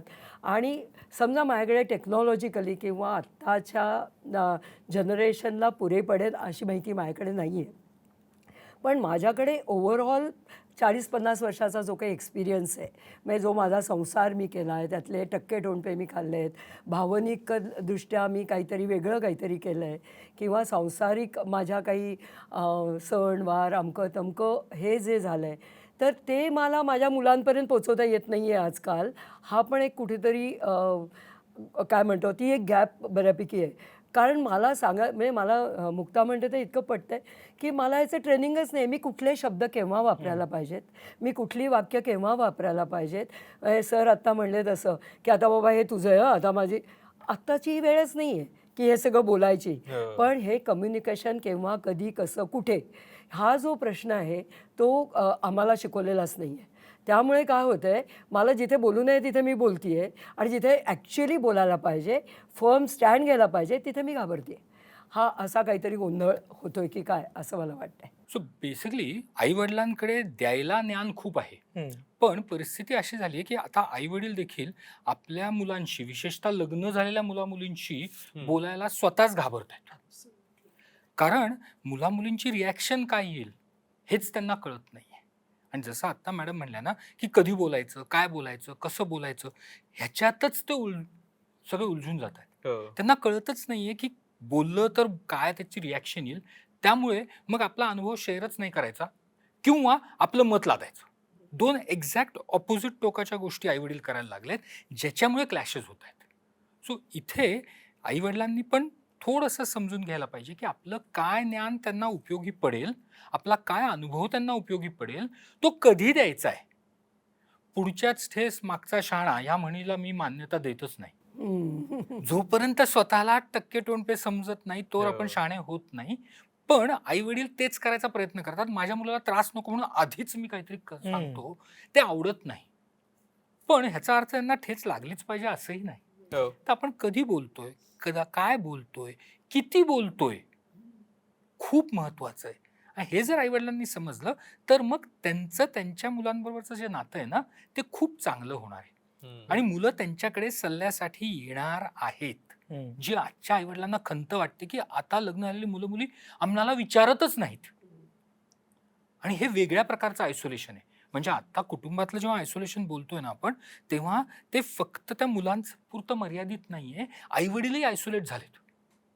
कारण पूर्वी त्यांचं कुटुंब जे होतं ते नवरा बायको आणि मुलं हे कुटुंब होतं. आता मुलं नाहीयेत तर ते दोघांचं कुटुंबच होत नाहीये, ते पण आयसोलेट झाले. सो त्यांनाही तिथे मदतीची गरज आहे. आणि मला खरं तर खरुपडे मॅडम तुम्हालाच विचारायचं की आता खरं तर त्या कुटुंबाचा म्हणजे आई बाबांचा, सासू सासऱ्यांचा त्या कपलला आधार वाटतो का, की त्यांचा इंटरफेरन्सच जास्त वाटतो? म्हणजे जर तो विश्वास असेल ना की मला माझ्या आयुष्यात आता हा प्रॉब्लेम चाललाय आणि मला कोणाची तरी मदत आहे, मला बोलायचंय, तर मुलं प्रेफर करतात मित्रांसोबत जाऊन बोलावं, मुलं प्रेफर करतात इतर कोणाशी तरी बोलावं. आई बाबांना सांगितलं तर त्याचं काहीतरी वेगळंच स्वरूप होईल, कदाचित ते समजून घेणार नाहीत, कदाचित त्यांना पटणार नाही. तर तो आधार वाटण्यापेक्षा त्यांचं दडपण आणि त्यांची भीती जास्त वाटते, किंवा असं वाटतं आपल्याला समजूनच घेतलं जाणार नाही, मग कशाला त्यांना इन्व्हॉल्व्ह करा, मग त्यापेक्षा आपण आपलं बघू. आणि नाहीतर एक पालक असतात जे सतत इतके इन्व्हॉल्व्ड असतात छोट्या छोट्या गोष्टीमध्ये, की चहा प्यायलाच का मुलीला पासून ते मला जाताना त्याला शूजला हे करून द्यावं लागतंय पासून, आणि मुलगा पण त्याच पद्धतीने. तर इतकी ओव्हर इन्व्हॉल्वमेंट किंवा काहीच इन्व्हॉल्वमेंट नाही. तर नेमकी काय होतंय त्या दोन्ही लोकांचं? आता फॅमिली कोर्टात जेव्हा केसेस येतात ना, तर फॅमिली ॲक्च्युली ज्यांच्या घरात हा इश्यू फॅमिलीमुळे नाही झालेला ना, ते सगळे सपोर्ट करायला फॅमिलीच असते. त्या मुलामुलीबरोबर त्याची फॅमिली मेंबर्स असतात. तेव्हा माझ्या पण बघण्यात कुठेही आलेलं नाही मॅडम की मित्र आलेलेत मदतीला. It is always the family. पण काही केसेसमध्ये असं आहे की ओव्हर इन्व्हॉल्वमेंट इतकी झालेली आहे की सोशल मीडियाचा मी म्हणला ना इतका वापर झालेला आणि इतके कंटिन्युअस फोन असतात आणि सारखी इन्व्हॉल्वमेंट, तुम्ही हे करा, तुम्ही ते करू नका. म्हणजे ते, आणि ते जर ते मुलगा असेल तर त्या मुलावरती ते इतकं लादलं जातं की तू तुझ्या बायकोला सांग की किंवा तू तुझ्या नवऱ्याला सांग. ते इतकं प्रेशर त्या बिचाऱ्याचं ते सँडविच झालेलं असतं. आई वडील आपल्याला म्हणजे एक जो कॉन्सेप्ट होता की आई वडील कधी चुकत नाहीत, आणि हे म्हणतात की आमचा इतका अनुभव आहे. त्याच्या मागं असंही रिझन असतं की त्यांच्या सासू सासऱ्यांनी किंवा त्यांच्या यांनी ती जर स्त्री असेल तर तिच्या सासू सासऱ्यांनी तिला एवढा त्रास दिलेला असतो मागच्या 2 पिढ्यांच्या ह्याच्यातला. तर तिला पण असं वाटतं की नाही आता मी पण हे सगळं केलं पाहिजे. तिने ते इतकं ऍक्सेप्ट झालेलं असतं तिच्या डोक्यात, आणि तिला तसंच वाटतं की नाही मी सुद्धा माझ्या सुनेला किंवा माझ्या मुलाला मी असंच सांगितलं पाहिजे, सतत उपदेश दिला पाहिजे किंवा सतत ॲडवाईस दिला पाहिजे. मी काय तुमचं वाईट करतोय का, मी काय तुम्हाला वाईट सांगणार आहे का, याचं जे इंटरफिअरन्स इतकं होतं. पण हे लक्षात येत नाही की हा जो गॅप आहे, जर तो मुलगा एखादी कंपनी चालवत असेल, एखाद्या कंपनीचा मोठा असेल तर तो इंडिपेंडंट आहे. ती मुलगी जर एखाद्या चांगल्या पदावर काम करते तर ती पदावर पण जाऊ दे, ती एक इंडिपेंडंट लेडी आहे ना, तिला कळतं ना, किंवा तिला तो अनुभव घेऊ द्यात ना. तुम्ही नाही तू हे असंच केलं पाहिजे, तू तसंच केलं पाहिजे ना, ते दडपण खूप येतं आणि काही वेळेला त्याचा इतका मोठा ब्लास्ट होतं which leads to many a times to a divorce case. त्याच्यात होतात बऱ्याचशा वेळेला अशा गोष्टी होतात, टू मच ऑफ इंटरफिरन्स. मग त्याच्या वेळेस काउन्सिलिंग केलं तर मग असं होतं की अरे काउन्सिलिंग केल्यानंतर काही लोक परत येतात एकत्र, पण काही वेळेला ते नाहीच, टू मच. म्हणजे आमच्याकडे बऱ्याचशा केसेस अशा आहेत की आम्ही स्वतः सांगतो की नाही फॅमिलीजने तुम्ही भेटू नका, आधी त्यांचं व्यवस्थित होऊ द्या, मग तुमचं इंटरफिरन्स थांबा. म्हणजे काही ठिकाणी तर आम्ही मोबाईल फोन्सला सुद्धा सांगितलं की आता तुम्ही ब्लॉक करा त्यांचे नंबर्स. इतकं इंटरफिअरन्स झालेलं आहे. आणि अशातनं नंतर ते जेव्हा सेटल होतात, जेव्हा त्यांनाही रिअलाईज होतं, आम्हाला त्या कपल्सना पण सांगायला लागतं की नाही तुम्ही ह्या गोष्टी थोडासा कंट्रोल करा, तुमचं मूल सुद्धा काही लहान नाही आहे आता, त्याला एवढा ॲडवाईस देऊ नका. तेव्हा मग कुठं त्या कपल्सना जेव्हा रिअलाइज होतं तेव्हा मग ते संसार व्यवस्थित होतात. आणि मला वाटतं जसं पालकांचा इंटरफेरन्स मुलांना वाटतो तसं म्हणजे मुलांनी पण ज्यावेळेस ते त्यांचं एक नवीन नातं इस्टॅब्लिश करतायत, ती स्वतः होतीची लाईन आखणं आणि ती कम्युनिकेट करणं पालकांना की हे होणं अपेक्षित आहे. मला नका सांगू किती वाजता चहा येणं अपेक्षित आहे आणि माझ्या बायकोने कोणती भाजी करणं अपेक्षित आहे. आणि हे मला वाटतं वेळीच मुलांनी सुद्धा पालकांना कम्युनिकेट करता येणं, ती स्पेस दोघांमधली तयार होणं जास्त महत्वाचं आहे. तन्मय, तुला काहीतरी ऍड करायचं होतं? मला एक एक्सपिरियन्स शेअर करायचा हो. आहे. फार बाकी गोष्टी बोलत नाही, पण गेल्या वर्षी 1.5 वर्षापूर्वी असेल, एक पेरेंट माझ्याकडे आले होते. आई बाबा दोघंही होते आणि बोलता बोलता विषय थोडा वेगळा होता की कसं आजकालच्या मुलांना मुलं नको असतात वगैरे, असा वेगळा विषय चालला होता. हो. पण त्या विषयाशी बोलता बोलता त्या मला म्हणल्या की मी माझ्या मुलाला सांगितलं की मुलं तर असली पाहिजेत, at least you get a project for next 3 decades.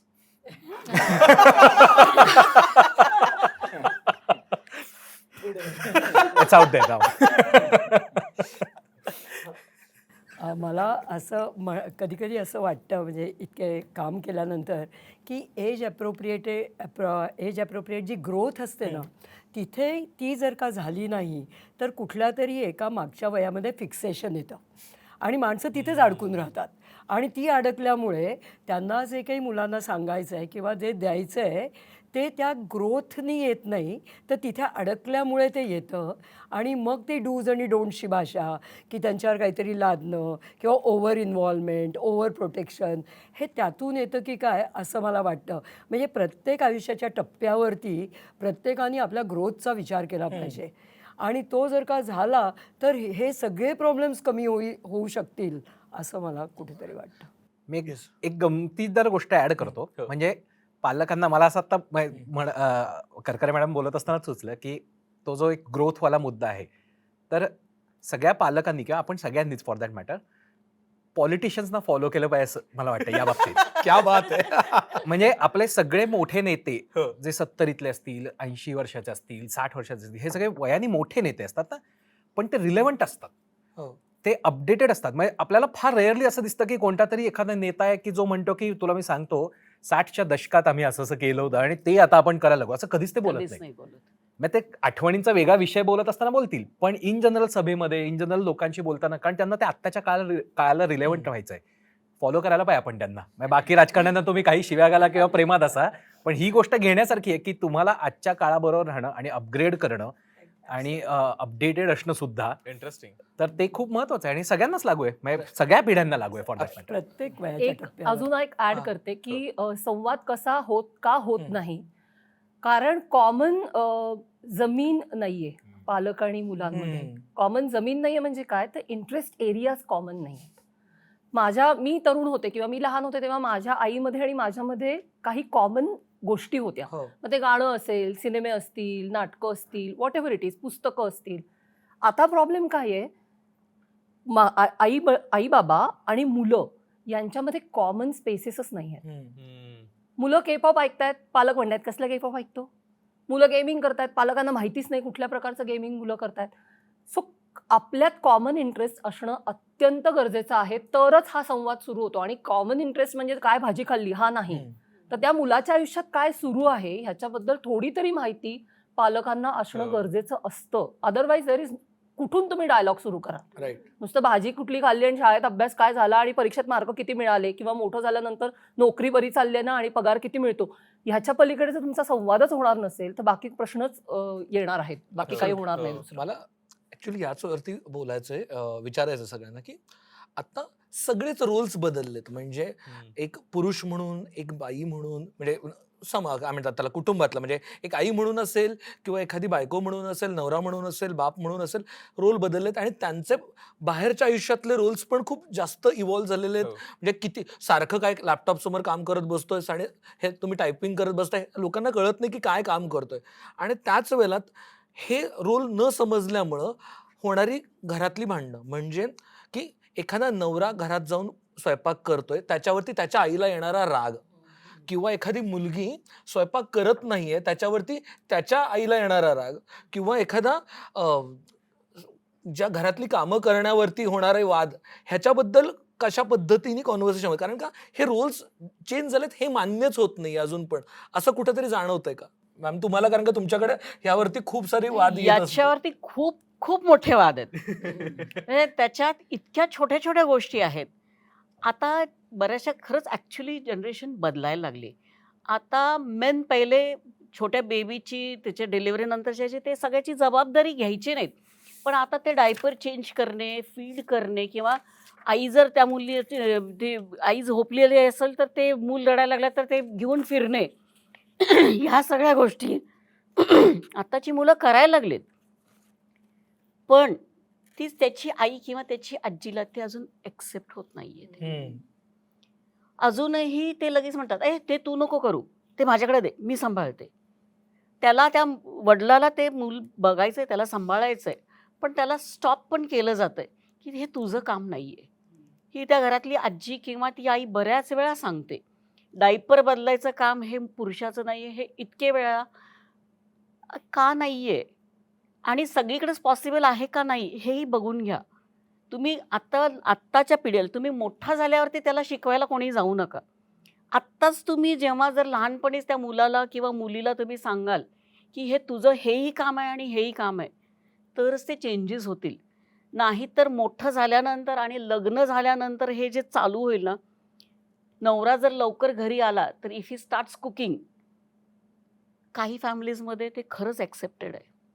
काही फॅमिलीजमध्ये नाही. त्या मुलीला जसं मुलाला इंजिनिअरिंग करताना तो अभ्यासच करणार आहे, त्यांनी बाकी काही नाही करायचं. मुलगी पण इंजिनिअरिंग झाली, तिने पण तोच अभ्यास केला, ती पण मेरिटमध्ये आले, तेव्हा काही नाही तिला शिकवलं. पण याच्यातनं सोल्युशन आहे ना. आम्ही काय सांगतो, तुम्ही बाई कुक ठेवा, ती करेल स्वयंपाक. तुम्ही दोघंही कमवता ना, करू दे ना तिला स्वयंपाक. घरच्यांचं नंतर मग आम्ही बाईच्या हातचं, बाहेरच्या नोकरांच्या हातचं खात नाही. वाय? It is changing. करू द्यात ना ह्या गोष्टी. कामाला बाई हा सिटीमध्ये, आणि परत मी म्हणेन सिटीमध्ये डिवाईड करा आणि ग्रामीण भागामध्ये पण डिवाईड करा. आजही ग्रामीण भागामध्ये जरी ती स्त्री काम करत असली, बऱ्याचशा टीचर्स आहेत, बऱ्याचशा ह्याच्यात काम करायला जातात, घरातली ती सासू किंवा घरातली ती म्हणते नाही, घरातली कामं बाईंनीच करायची अजूनही. हे सिटीमध्ये चेंज झालं आहे. आता सिटीमध्ये ती सासूच बऱ्याच वेळेला काम करत असते, त्यामुळे ती अंडरस्टँड करते की हां, मी माझ्या वेळेस मला सगळंच करायला लागत होतं, पण आता माझी मुलगी किंवा माझी सून ही कामं तिने नाही केली तरी चालतात. हा एक भाग आलेला आहे बरं का. आताही नाही, वॉशिंग मशीन आलेलं आहे, धुणं भांड्याला बाई आहे किंवा घरातले पोळ्या लाटायला बाई आहे, येते बाहेर कुकिंगसुद्धा करणारी आहे. हे थोडंफार चेंजेस व्हायला लागलेत, विच इज रिअली गुड.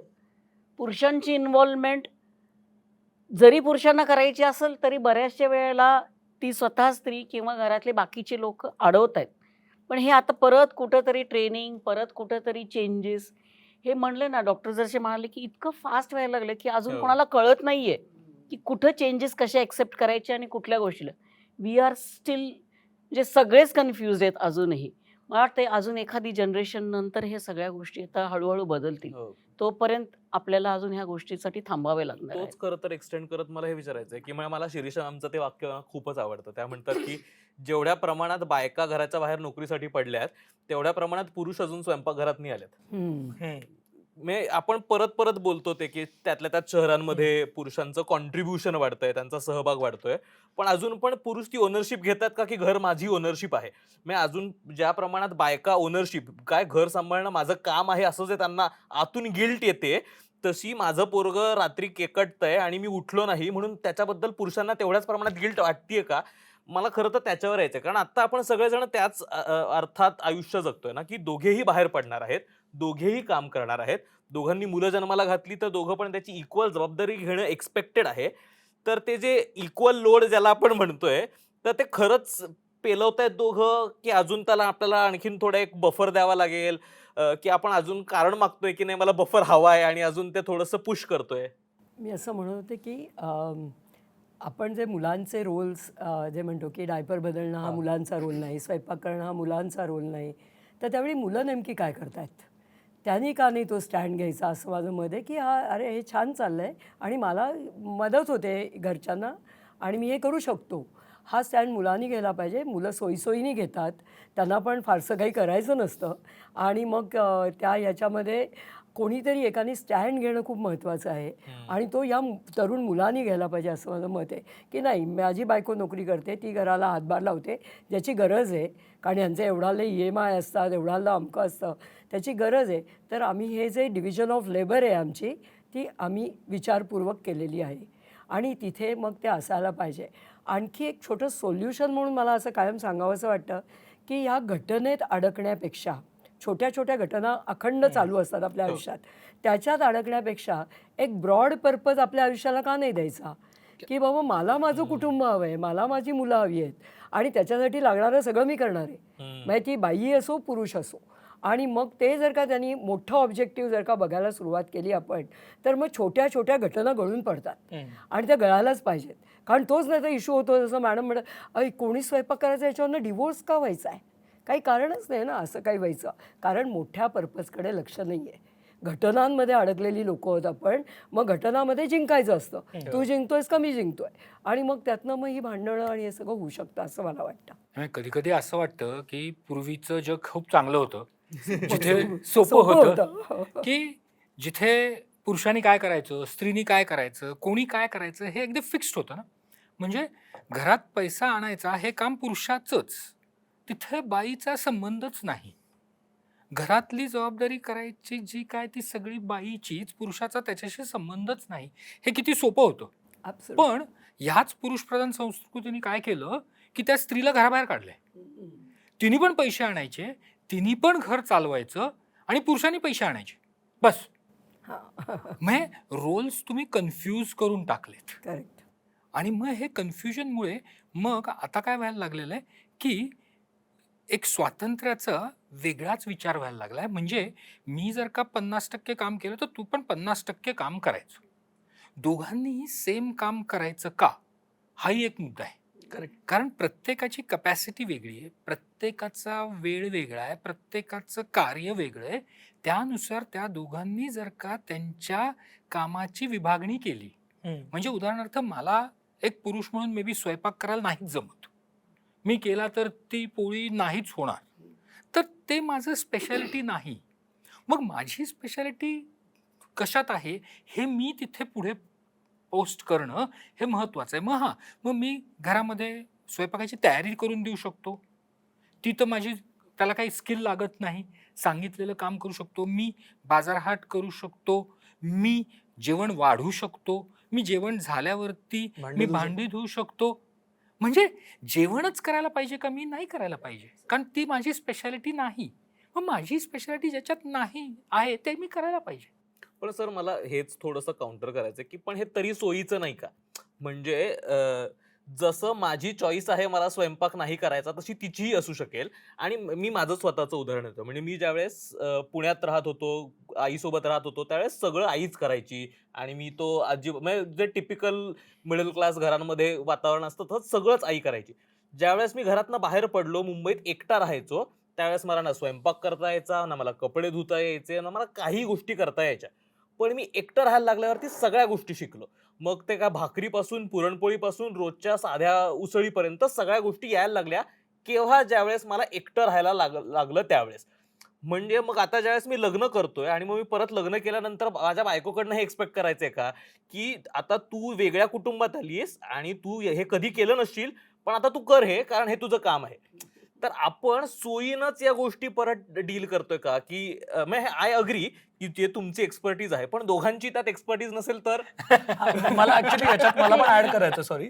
नाही, आणि दोघांची असेल तर, आणि असेल मग नसेल तर वेगळा मुद्दा वेगळाच आहे. मुद्दा. दोघांची आहे. बेटर प्रॉब्लेम आहे. मला ऍक्च्युली याच्यावरती खूप एक फंडामेंटल प्रश्न पडतो की नवरा बायको किंवा दोन व्यक्तींनी समान असणं गरजेचं आहे का. म्हणजे कारण आपण एकमेकाला पूरक असणं गरजेचं आहे का सगळी कामं सगळ्यांनी करणं गरजेचं आहे. म्हणजे मॅम म्हणाला तो मुद्दा की ओव्हर आर्किंग ह्याच्यात ऑब्जेक्टिव्ह काय आहे. कारण का हा वाद, म्हणजे मी मॅरिड आहे, माझ्या घरी रोजचा हा वाद आहे आमचा की कोण काय काम करणार, मला हे येत नाही, म्हणजे मला झाडू मारायला येत नाही, तर माझं असं होतं की मी दुसरं करतो ना, मला झाडू नको मारायला लावूस, मला नाही आवडत. पण मुद्दा मला ॲब्सोल्युटली व्हॅलिड. ह्याचं पुढं करायचं काय, म्हणजे समानता महत्वाची आहे का पूरकता महत्वाची आहे. सी जसं आता ओंकार म्हणला की मला स्वयंपाक आता जमायला लागलाय, तर समजा माझ्या बायकोला जमत नसेल तर ती जबाबदारी मी घ्यायला पाहिजे. समजा माझ्या बायकोला जमत असेल तर मग तुम्ही विचार करायला पहिली पाहिजे. चॉईस त्या कामाची बायकोची आहे. नाही ना, हा. ती नाही राहायला पाहिजे. ओके. ती नाही राहायला पाहिजे, कारण तिला जर का येत नसेल तर पहिली चॉईस तू काम करायची पाहिजे, कारण ते तुला जमतंय. ओके, आता समजा दोघांनाही समसमान जमतं आहे तर मग विचार करायला पाहिजे की आपल्याला दोघांना कुठल्या वेळेला तो स्वयंपाक तयार पाहिजे, त्या वेळेला कोण फ्री आहे. मग मे बी सोमवारी मी फ्री आहे, मंगळवारी बायको फ्री आहे, तर त्यानुसार त्यांनी त्यांच्या कामाची विभागणी करायला पाहिजे. म्हणजे काय की ते काम होणं महत्वाचं आहे, ते काम दोघांचंही आहे. म्हणजे स्वयंपाक करणं हे फक्त नवऱ्याची किंवा बायकोची जबाबदारी नाही आहे, तर दोघांची जबाबदारी आहे. ते काम पूर्ण होणं महत्वाचं आहे, त्यामुळे ते कसं होतंय हे जास्त महत्वाचं आहे. सो ते दोघांनी मिळून ते पूर्ण करायला पाहिजे. मग ते झाडू मारणं असो, स्वयंपाक करणं असो, किंवा इतर कुठलंही घरातलं काम असो, मुलांचं असो. आता हा फरक तुम्हाला जे परदेशात जाणारे मुलं मुली आहेत त्यांच्यात जाणवेल. मुलगा जर परदेशात किंवा मुलगी जाणार असेल ना तर त्यांना हे सगळं आपण ट्रेनिंग देतो की तू आता तिकडे US ला जाणार आहेस, UK ला जाणार आहेस, मग तुला कुकिंग आलं पाहिजे, तुला झाडू मारणं आलं पाहिजे, तुला कपडे कशी धुलं, बाथरूम्स कसे धुतले पाहिजेत, हे सगळं आपण त्यांना शिकवतो. आणि मग ते दोघं जर जेव्हा तिथं जाऊन ते करायला लागले तर त्यांचं लाईफ इझी असतं, कारण त्याला माहिती आहे की जर बायको माझी मंगळवारी तिकडं एक्स्ट्रा काम करणार आहे तर मी स्वतः ते कुकिंग, ती सगळी ॲडजस्टमेंट आपोआप होते तिथं. मग ती ॲडजस्टमेंट अजून म्हणजे आपलीच लोक जेव्हा परदेशात जाऊन ही ॲडजस्टमेंट करतात, मग इथं करायला प्रॉब्लेम काय आहे? सो तुझ्या प्रश्नाचं एक अजून ॲडिशनल की समानता आणि परस्पर पूरकता ह्या दोन वेगळ्या गोष्टी आहेत का? ह्या दोन वेगळ्या गोष्टी नाही आहेत. जर तुम्ही एकमेकांना पूरक आहात तर ह्याचाच अर्थ असा होतो की तुम्ही एकमेकांना हे आहात, म्हणजे इक्वल आहात एकमेकांबरोबर. आणि घरातली जी कामं आहेत की झाडू मारणं असेल किंवा स्वयंपाक करणं असेल, भांडी घासणं असेल, कपडे वाळत घालणं असेल, ही जीवन कौशल्य आहेत, लाईफ स्किल्स आहेत, ही जेंडर स्किल्स नाहीत. त्यामुळे ही सगळ्यांना यायला पाहिजेत. म्हणजे तुम्ही बाई आहात, पुरुष आहात किंवा अजून कोणी, ह्याचा काही संबंधच येत नाही इथे. पण आपलं कुटुंब व्यवस्था जी आहे ती अशा दृष्टीने ह्याच्याकडे बघत नाही, ही फॅक्ट आहे. अजूनही किती घरातल्या लहान मुलांना, मुलगे म्हणजे आय मीन टू से, की आज ना 4 भांडी तू विसळून ठेव, नाहीच. किती मुलांना असं केलं जातं, किंवा स्वयंपाकात मदतीला घेतलं जातं, हे होत नाही. याचं कारण एक आपण असं पण लक्षात घेऊया की पुरुष, म्हणजे मॅमनी मगाशी सांगितलं की पुरुष प्रधानता ही चौकट आहे आपली, तर फक्त पुरुष त्याचे शिलेदार नसतात, बायका सुद्धा वाहक असतात आणि बायका खूप मोठ्या वाहक आहेत. आणि त्याच्यामुळे पण अनेकदा अडचणी तयार होतात की आपण हे करायचं नाहीये हे त्यांनाच मुळात मान्य नसतं. त्यामुळे समजा सासूला हे मान्यच नाहीये आणि येणारी सून ही म्हणते की आम्ही दोघं मिळून करू, तर तिथे बिलीफचाच कॉन्फ्लिक्ट आहे. अर्थातच. म्हणजे आणि याचबरोबर ह्या घरच्या कामांबद्दल आणि ते लाईफ स्किल्स म्हणून शिकणं सगळ्यांनाच गरजेचं आहे. त्यात फक्त प्रॉब्लेम हा होतो बऱ्याचदा की हे कुठेतरी आत्ता गेल्या 20 वर्षांमध्ये पुरुषांना स्पेसिफिकली, मी माझ्या जनरेशनला शिकतायत आत्ता, त्याच्यामुळे ते तेवढी कपॅसिटी, तेवढं त्याचा स्किलसेट डेव्हलप झालेला नाही आहे. They are ready to learn. आणि डेफिनेटली मी सगळ्या पुरुषांबद्दल नाही म्हणत, बऱ्याचशा पुरुषांना अजूनही ते मान्य नाही आहे, हे बायकांची कामं आहेत असंच वाटतंय आणि त्याला विरोधच आहे. पण जे पुरुष शिकायला तयार आहेत त्यांनाही ते त्या पद्धतीने नाही झालं, म्हणजे त्या परफेक्शनला नाही झालं तर ते झिडकारलं जातं आणि ते कुठेतरी त्याच्यावरती वाद होत आहेत. म्हणजे मला असं वाटतं की कुठेतरी ह्या ट्रान्झिशन पिरियडला पण एक थोडासा वेळ लागणार आहे का, आणि काय केलं पाहिजे की ज्याने हे ट्रान्झिशन फास्ट होईल. आता आपण जे बोलतोय ना ते फक्त लाईफ स्किल्स बद्दल बोलतोय, म्हणजे बेसिक गोष्टी, अगदी बेसिक गोष्टी. पण त्याच्यामध्ये खूप इतर कांगोर आहेत. म्हणजे नवरा बायकोच्या नात्यामध्ये ज्या काय जबाबदाऱ्या असतात या फक्त लाईफ स्किल्सच्या नसतात. त्याच्याबरोबर मुलांचं असतं, मुलांचं शिक्षण असेल, मुलांचा अभ्यास घेणं असेल, त्यांची शाळा निवडणं असेल, फायनान्शियल गोष्टी असतील, तुमच्या सोशल गोष्टी असतील, इमोशनल गोष्टी असतील, कोणाशी मैत्री करायची, कोणाशी नाही करायची, जॉबच्या गोष्टी, इतर अनेक जबाबदाऱ्या आहेत. सो ह्या सगळ्या ज्या जबाबदाऱ्या आहेत ना, ह्या जबाबदाऱ्यांमध्ये लाईफ स्किल्स जर बाजूला ठेवलं तर बाकीच्या याच्यामध्ये कोणीतरी जास्त अनुभवी असतं, कोणतरी कमी अनुभवी असतं. प्रत्येक ह्याच्यामध्ये दोघांनीही तिथे बसून आपली स्पेशालिटी काय, आपण त्याच्यामध्ये किती ऑफर करू शकतो, हे दोघांनी स्पष्ट सांगितलं पाहिजे. म्हणजे समजा मला फायनान्स मधलं काहीच कळत नाहीये आणि माझी बायको तिला फायनान्स मधलं चांगलं कळतंय, तर तिथे तिचा पुढाकार मे बी 80% असेल, माझा 20% राहायला पाहिजे. तर ह्या पद्धतीने दोघांनीही आपल्या कामाची विभागणी कशी करायची, वेळेची विभागणी कशी करायची आणि कुटुंब म्हणून कसं काम करायचं. हो. कारण तुम्ही दोघं टीम आहात, हे टीमवर्क चाललं पाहिजे. जर हारलात तर दोघंही हारणार आहे, जिंकलात तर दोघंही जिंकणार क्या आहे. बात आहे. करेक्ट. सो टीमवर्क तिथं महत्वाचं आहे, ना की समानता आहे का, पूरकता आहे का, मी स्त्री आहे म्हणून हे काम करणार, मी पुरुष आहे म्हणून हे काम करणार, पेक्षा माझी टीम जिंकतीये का, हा विचार Exactly. पहिला पाहिजे. Broad object. आपोआप समानता येते. येस. मला सरांनाच लागून एक असं म्हणावंसं वाटतं, समानता समानता ज्यावेळी आपण म्हणतो तेव्हा समानतेचं म्हणजे other side of the coin is भिन्नता. मग भिन्नताच कळली नाही मला तर समानता मला कळणारच नाही आहे. त्यामुळे मला भिन्नता कळवून घेणं खूप महत्त्वाचं आहे की मी वेगळी आहे, मी स्त्री आहे, मी वेगळ्या जडणघडणीतनं आलेली आहे, तो माझा पार्टनर आहे, तो वेगळ्या जडणघडणीतनं आलेला आहे, हे मला पहिल्यांदा समजतं का. आणि ते समजलं तर मग मला अंडरस्टँडिंग जशी लेवल्स वाढतील माझ्या, तसं आमच्यातलं संवाद, आमच्यातली एकरूपता हे वाढणार आहे. आणि ते कळणं खूप महत्त्वाचं आहे. म्हणजे भिन्नता समजणं खूप महत्त्वाचं आहे की का आपण नुसतेच समानतेचे आपण डिंगोरे पिटून नाही चालत. मग नेमकं आम्ही काय करायला पाहिजे हे भिन्नतेतनं कळेल असं मला वाटतं. मला खरं तर आता आपण त्या कोरच्या मुद्द्याकडे चाललोय की आपण ॲज जनरेशन्स म्हणून सुद्धा किंवा व्यक्ती म्हणून सुद्धा खूप डिमांडिंग झालोय का गोष्टींसाठीच्या. म्हणजे सगळ्याच गोष्टींना आपल्याला आता हव्या आहेत. म्हणजे मॅगी पण 2च मिनिटात हवी आहे, नात्यात व्यक्ती पण बरी नाहीये तर तू पण या पद्धतीनं हो, माझ्या सोयीप्रमाणेच मला आजूबाजूची सगळी लोक हवी आहेत आणि मग त्यासाठी मी काही करीन. मग आपण म्हणजे माणसं म्हणूनच थोडं जास्त डिमांडिंग होतोय का आणि आपल्याला ते हवं आहे आणि हे आणखीन हवं आहे आणि मग त्यासाठी तू थोडंसं ऍडजस्ट कर. म्हणजे मला कदाचित मी स्वतः किती बदल केलेपेक्षा तू मला समजून घे ना. म्हणजे मला समोरच्या व्यक्तीकडनं तू मला समजून घेण्याची अपेक्षा आहे, पण मी स्वतः त्या समजून घेण्यासाठी किती पावलं चालायला तयार आहे समोरच्या व्यक्तीसाठी याच्याबद्दलची खात्री नाही. तर त्यात कुठेतरी गडबड होतीये का. सो लग्नाबद्दल बोलशील तर अर्थातच आपल्याला असं म्हणता येतं की अनेक प्रकारच्या डिमांड्स आहेत, अनेक प्रकारच्या एक्सपेक्टेशन्स आहेत. आणि लग्नाच्या बाबतीमध्ये ना एक वाक्य असं टाकलं जातं की लग्न म्हणजे ॲडजस्टमेंट. तर ते काय म्हणतात त्याला, ते इतकं निगेटिव्ह टोनमध्ये पण येतं. आणि एका बाजूला मुलं मुली असे असतात की जर सगळेजण मला असं सांगतात की लग्न करायला हवं कारण लग्नानंतर कसं तुमचं लाईफ अपग्रेड होणार आहे, काही चांगल्या गोष्टी आयुष्यात येणार आहेत, तर एक चांगली स्टेप म्हणून तुम्ही लग्नाकडे बघत आहात आणि लग्नाचं वर्णन करत आहात आणि त्याच वेळी तुम्ही असं सांगताय की नाही बाबा लग्न म्हणजे ॲडजस्टमेंट, कॉम्प्रोमाइज. तर हा विरोधाभास नाहीये का. तर खरं तर त्या ॲडजस्टमेंटचं खूप जास्त ॲडजस्टमेंट करावी लागते. असं करण्याचं कारण नाही, ॲडजस्टमेंट आपण सगळीकडे सतत करत असतो, मुद्दा तो नाहीच आहे. म्हणजे रूममेट बरोबर सुद्धा आपण ॲडजस्टमेंट करत असतो. त्याच्यावरती परत लोक म्हणतात की म्हणजे रूममेट तुम्हाला बदलत येतो लग्नानंतर नाही बदलतात, हे सगळे आर्ग्युमेंट्स आहेतच. पण मला सांगायचा मतितार्थ हा आहे की आपल्याला ॲडजस्टमेंट आपण फॅमिलीमध्ये करत असतो, आपल्या आई वडिलांबरोबर करत असतो, आपल्या भावंडांबरोबर करत असतो. तसंच ते आपल्याला नवीन फॅमिली बरोबर जिथे आपण लग्न करून आपलं नातं निर्माण होणार आहे, मुलगा असो किंवा मुलगी, तिथे आपल्याला ॲडजस्टमेंट करायचीच आहे. That's part and parcel of your life. मुद्दा तो नाहीच आहे.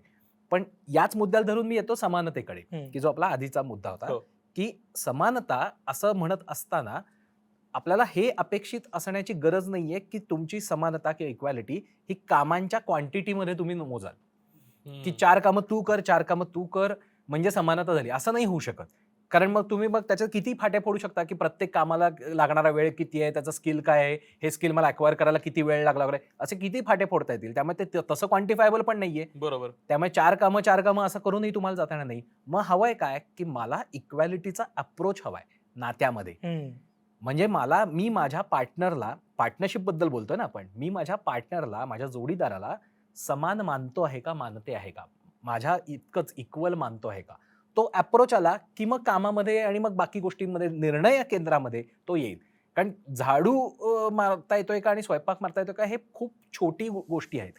अल्टिमेटली निर्णय पण आहेत ना की जे लाईफ डिसिजन्स आहेत ते मात्र पुरुषच घेतोय किंवा स्त्रीच घेते एखाद्या विषयातले, विषय पण वाटलेले असतात त्याच्यातले, असं नाही असू शकत. तिथे सो निर्णय घेताना सुद्धा, काम करताना सुद्धा तुम्ही इक्वल मानताय का? आणि तिथे मी अगदी सुरुवातीला म्हणला तो मुद्दा आहे तो, की तिथे माझ्या मतांचा आदर होण्याची सेफ स्पेस आहे का? तर ती असेल तर मग माझा मतं पण मांडता येतील, मग त्याला रिस्पेक्ट पण मिळेल. आणि याला जोडूनच एक मुद्दा येतो, तो म्हणजे समान म्हणजे सेम नाही. इक्विटी, इक्वॅलिटी आपण बोललो, की इक्विटी किंवा साम्य असणं, जसं तू करतेस तसंच मी केलं पाहिजे असं नाही असणार. व्यक्तीप्रमाणे काही गोष्टी बदलतील, स्टाईल बदलेल, करण्याच्या गोष्टी बदलतील.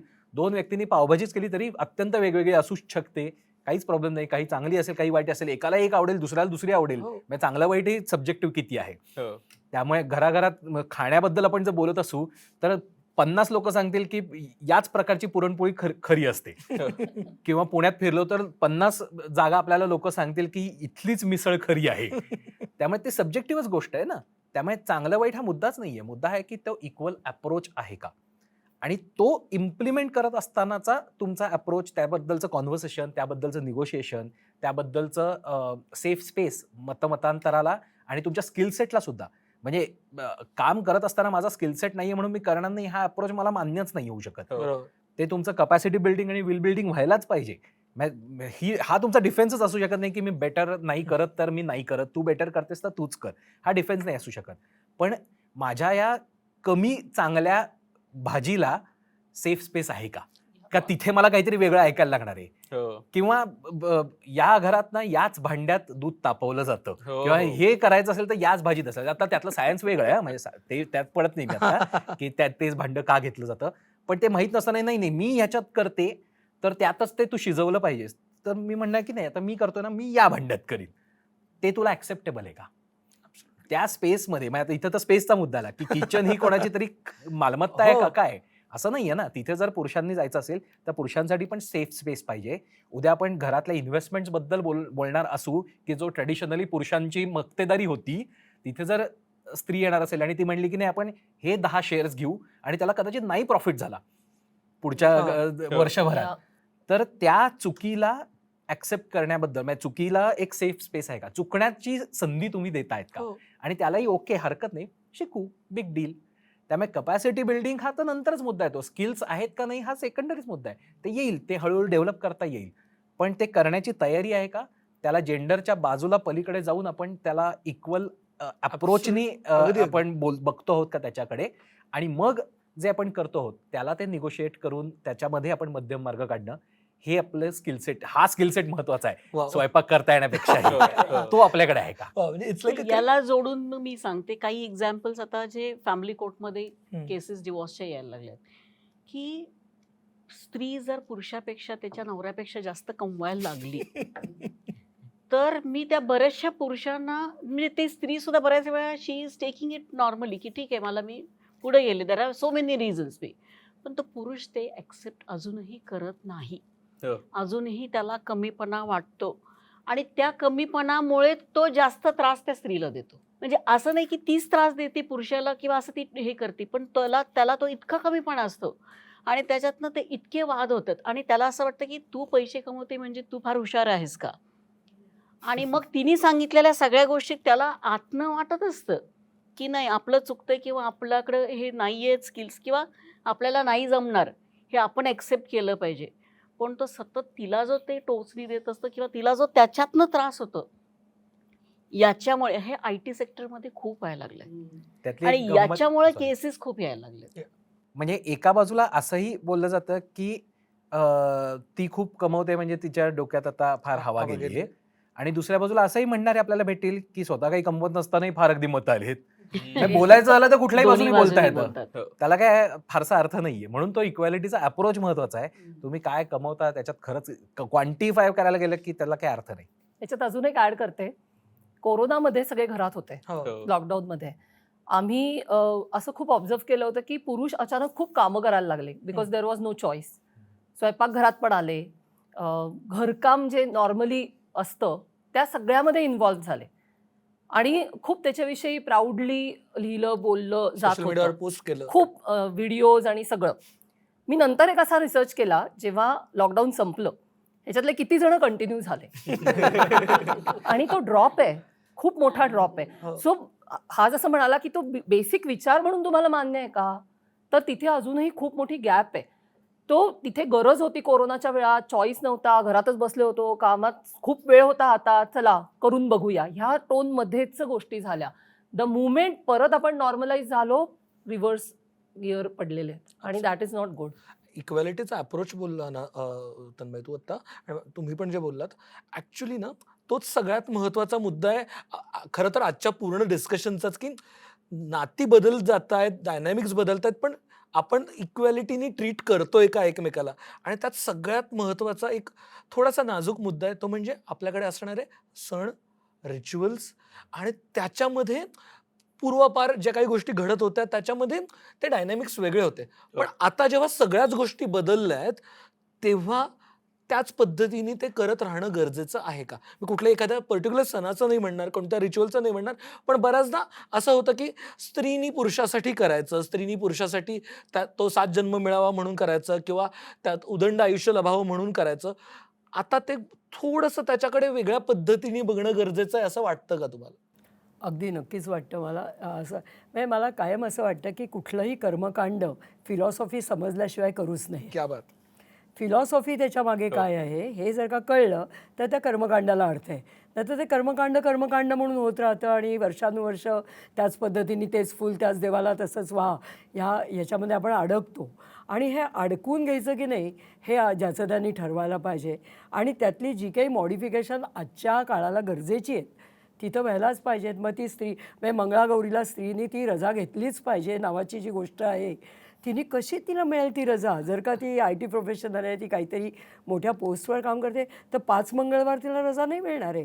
आणि हे समजावून घेणं आणि त्याच्या मागची भूमिका काय आहे किंवा ते का करायचं असतं याची फिलॉसॉफी आहे का आणि ती मला पटती आहे का, तर त्याचं पुढे जाण्यात अर्थ आहे. नाहीतर रिच्युअलसाठी रिच्युअल होत राहतात, त्याच्यावरनं भांडणं होत राहतात. परंपरा आमच्या घरात असं होतं आणि तुमच्या घरात तसं होतं आणि तू आता घरी आलीच आहेस तर आमच्या सगळ्या परंपरा शिकून घे वगैरे. मग तिच्या परंपरा कधी कोणी विचारल्या? कधी विचारलं की तुमच्या घरी काय होतं, तुमच्या घरी कसं असतं? तर ते तर कोणी काही विचारत नाही. पण तू आमच्या घरी आली असते हे सगळं शिकून घे आणि त्यावेळी तू सगळं ॲडजस्ट कर आणि ते तू कर. तर हे थोतांड आपल्याला हवं आहे का फिलॉसॉफी समजावून घेऊन काय जे करायचं ते करता येतं आहे का, किंवा त्यातली मॉडिफिकेशन जमत आहेत का, हे बघणं जास्त मला महत्त्वाचं वाटतं. एक मध्ये मॅम त्या आपणच कधीतरी बोलत होतो तर मी ऐकलं होतं की मंगळागौर तुम्ही विषय काढला तर त्या सासूने सून अमेरिकेमध्ये, हो. सासू पुण्यामध्ये, आणि त्यांनी ऑनलाईन मंगळागौर केली. हो. सो हे मॉडिफिकेशन आपण म्हणू शकतो. मला थोडं वेगळं म्हणावंसं वाटतं की मुळात हे ॲक्सेप्ट आहे का की 2 माणसांच्या वेगळ्या बिलीफ सिस्टीम्स या बाबतीत असू शकतात. खूप अगदीच. महत्वाचं आहे. कारण नॉट नेसेसरी की घरात येणारी जी मुलगी आहे तिची बिलीफ सिस्टीम तुमच्यासारखी असेल, आणि जर ती नसेल तर ते तुम्हाला मान्य आहे का? सो तिथे खूप गॅप दिसते. कारण हे मान्यच नसतं की बरं त्याच्यात पण गंमत आहे. म्हणजे घरातला पुरुष जर नास्तिक असेल हो. किंवा सेमी नास्तिक असेल, म्हणजे पूर्ण नाही झुकलेला, पण मला शब्द आवडलाय. तर सगळ्यांना ते पटेल. खूप सहजपणे मान्य होतं हो. की आमच्या हो. नाही आवडत त्यांना, किंवा अरे माझ्या मुलाला नाही आवडत. पण तेच जर घरातली स्त्री असेल अगदी तर ते मान्य होत नाही तिचं नास्तिक असणं, किंवा तिला काही गोष्टी करायला आवडत नाहीयेत हे मान्य केलं जात नाही. दुसरं म्हणजे रिच्युअल्सच्या बाबतीत प्रेशर जेवढं बायकांवर असतं हो. तेवढं पुरुषांवर नसतं.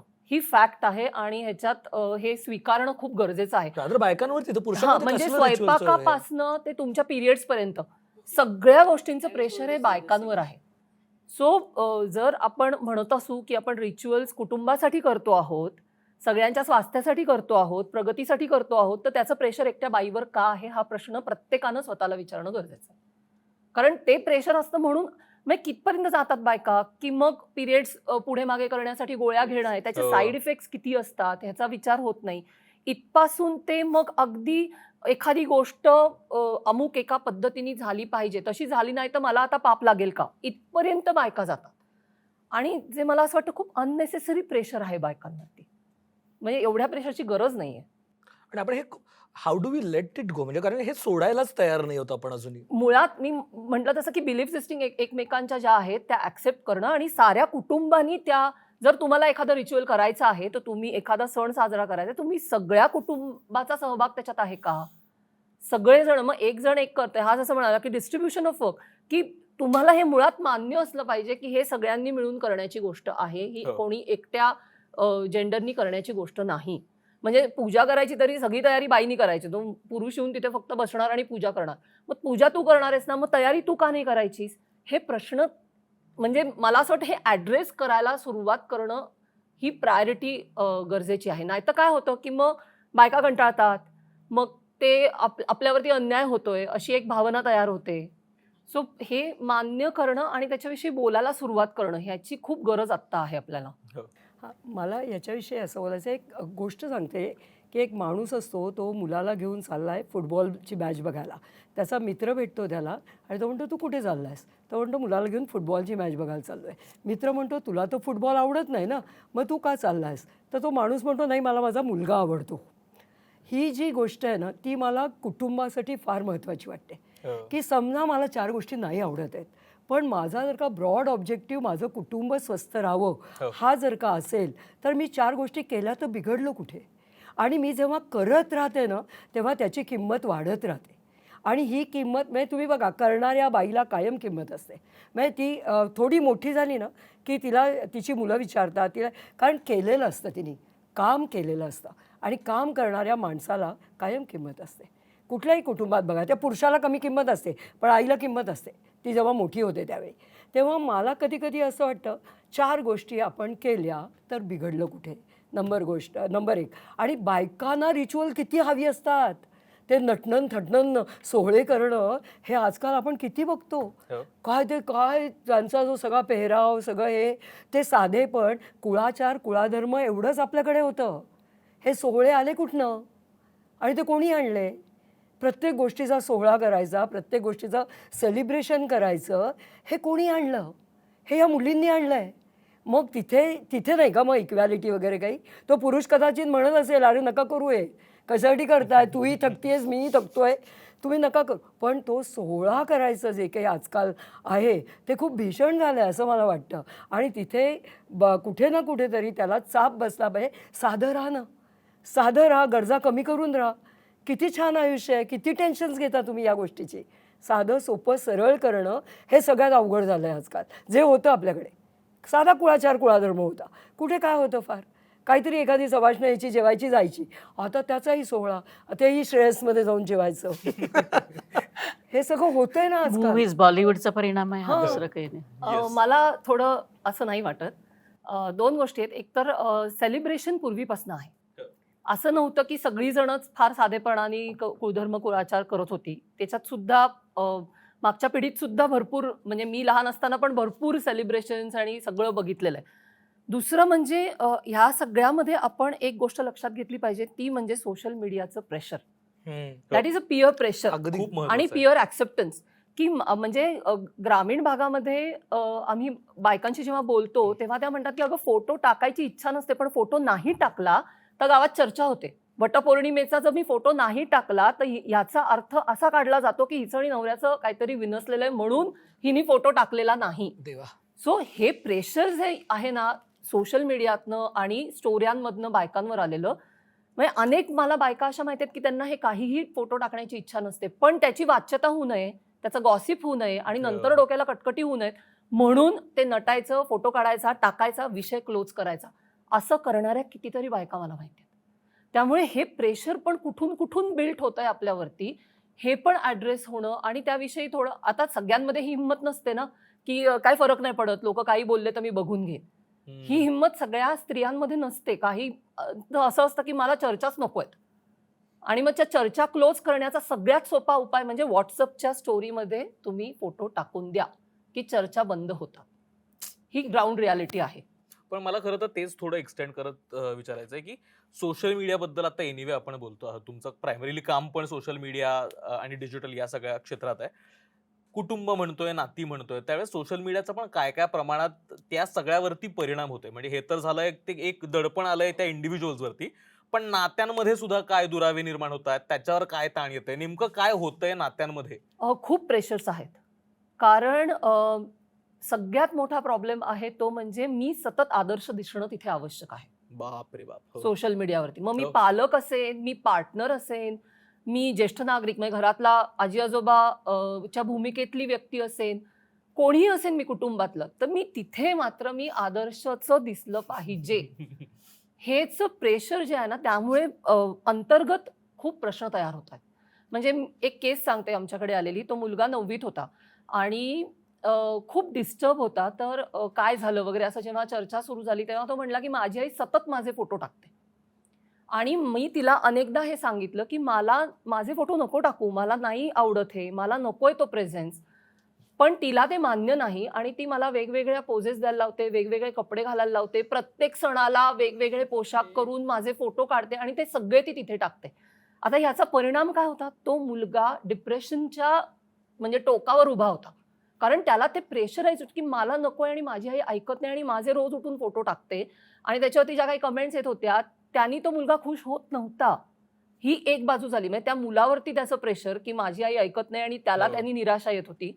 दुसरीकडे छोटी छोटी मुलं जी असतात ना, त्यांना त्याच्यात गंमत वाटायला लागली की माझा फोटो ऑनलाईन गेला, त्याला 10 व्ह्यूज मिळाले, 100 व्ह्यूज मिळाले, माझा एक कुठला तरी व्हिडिओ गेला, त्याला इतके व्ह्यूज मिळाले, इतके फॉलोअर्स मिळाले.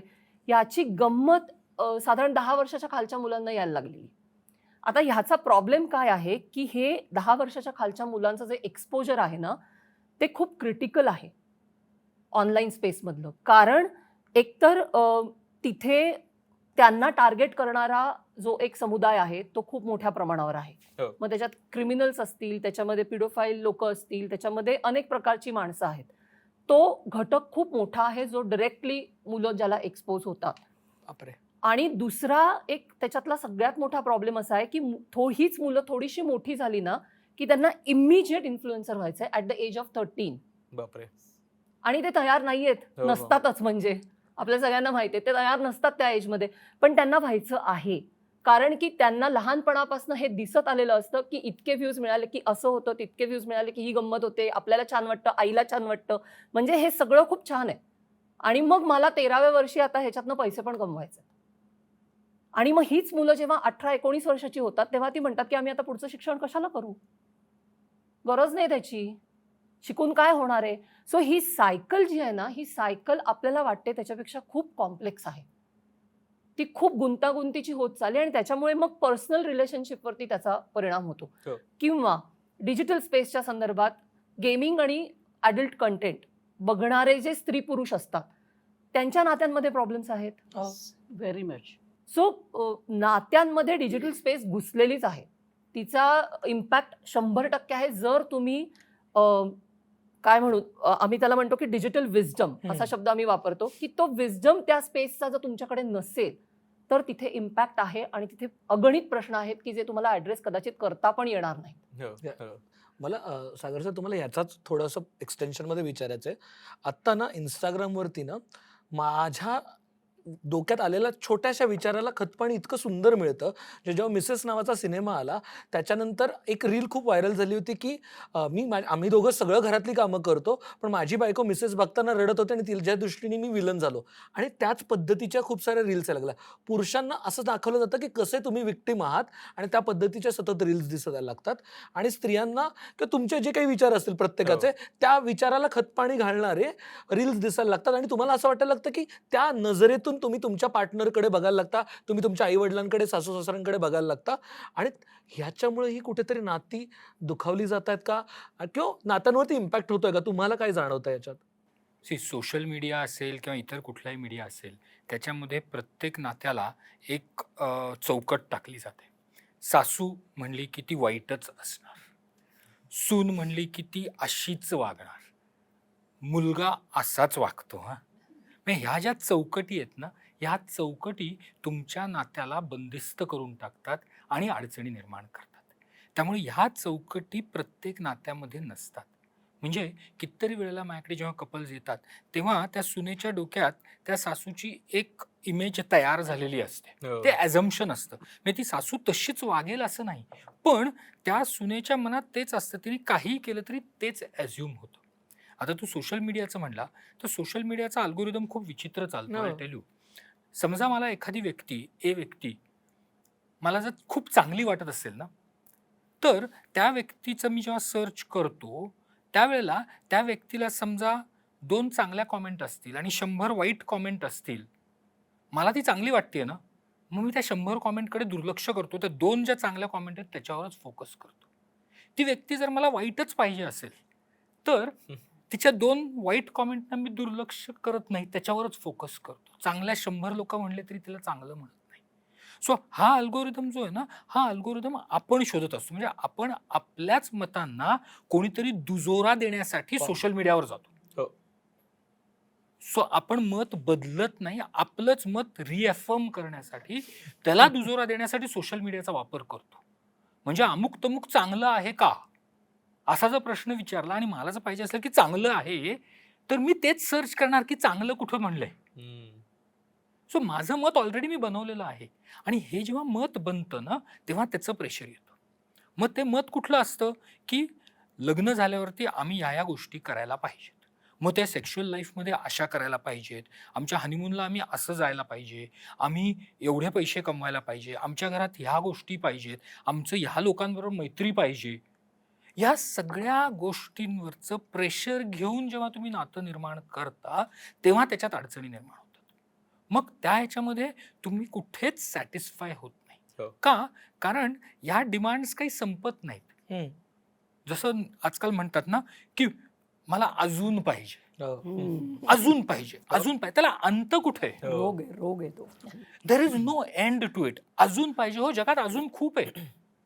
जसं आपण एखाद्या साड्यांच्या दुकानात गेलो तर ही साडी आवडली नाही पण अजून चांगली मिळू शकेल म्हणून दुसऱ्या दुकानात जातो, मग तिसऱ्या दुकानात जातो आणि शेवटी त्या पहिल्याच दुकानातली घेतो. द रिझन इज की अजून म्हणजे काय याचा उलगडा जेव्हा ते दोघं जण करतात ना त्यावेळेला ते समाधानी होतात. सो आपण समाधान म्हणजे काय, सॅटिस्फॅक्शन कुठे मिळतंय, इथे थांबा. आज मला इथे बोलताना आनंद होतोय, बस दॅट्स एंड. मे बी अमुक तमुकच्या पुढच्या एपिसोडला मला आणखीन चांगलं वाटेल पण म्हणून हा एपिसोड खराब नाही होत.